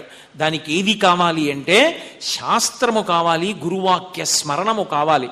దాని చేత మనసు అధ్యవసాయాన్ని పొందితే, సంస్కారాన్ని పొందితే ప్రతి క్షణం విశ్వమంతా విశ్వనాథుణ్ణే చూస్తుంటాడు. చూస్తూ పరవశించిపోతాడు. అదిగో అది భక్తి. అప్పుడు పూజగది ఇంట్లో కాదు, ఈ ప్రపంచమే పూజగదిగా మారిపోతుంది. వివేకానందుడు చెప్పినట్టు ఆ స్థితిని పొందడానికి నీ మనస్సుకి నువ్వు అధ్యవసాయమునివ్వడమే, సంస్కారం ఇవ్వడమే, దానికి తగినటువంటి ఆధారం ఇవ్వడమే, మనసుని సంస్కరించుకోవడమే, దానికి ఇష్టాపూర్తములు, పూజ, మంచి మంచి గ్రంథాలు చదవడం, పెద్దలతో కలిసి తిరగడం, అటువంటి పనులు చెయ్యాలి. అందుకే హరిభక్తులతో మాటలు ధరనిన్నడు చెడని పుణ్య ధనముల మూటల్ వరముక్తికాంత పూదోటలు అవి అరిషడ్వర్గములు చొరని నరుదగు కోటల్ అంటారు పోతన గారు భాగవతంలో. కేవలం భగవద్భక్తులతో సహవాసం ఉంటే చాలు. వాళ్ళతో కలిసి మాట్లాడుతుంటే వాళ్ళు ఎప్పుడూ ఏదో భగవంతుడి గురించి మాట్లాడుతూ ఉంటారు. అవి వినడం చేత హరిభక్తులతో మాటలు ధరనిన్నడు చెడని పుణ్య ధనముల మూటల్ అవి తరగవా పుణ్యధనం. ఎంత ఖర్చు పెట్టినా పెరుగుతూ ఉంటుంది. వ్యయేకృతే వర్ధతయేవ నిత్యం. అటువంటివి అవి అరిషడ్వర్గములు చొరని అరుదగు కోటల్. కామక్రోధలోభ మదమోహ మాత్సర్యములు ప్రవేశించినటువంటి కోట నిర్మాణం కావాలంటే సత్పురుషుల సహవాసం కావాలి. అవి ముక్తికాంత పూతోటలు. ముక్తికాంత పూదోటలో తిరుగుతుంటుంది ఆ సత్పురుషుల యొక్క మాటలలో. అటువంటి సత్సంగాన్ని అలవాటు చేసుకోవాలి. వీటన్నిటి చేత ప్రభావితమైనటువంటి మనస్సు ఈ జన్మలో కాకపోయినా కొద్ది జన్మలలోనైనా పరమేశ్వరుణ్ణి పొందడానికి సాధనమవుతుంది. దానికి ప్రధానాంగము శారదా నవరాత్రులు.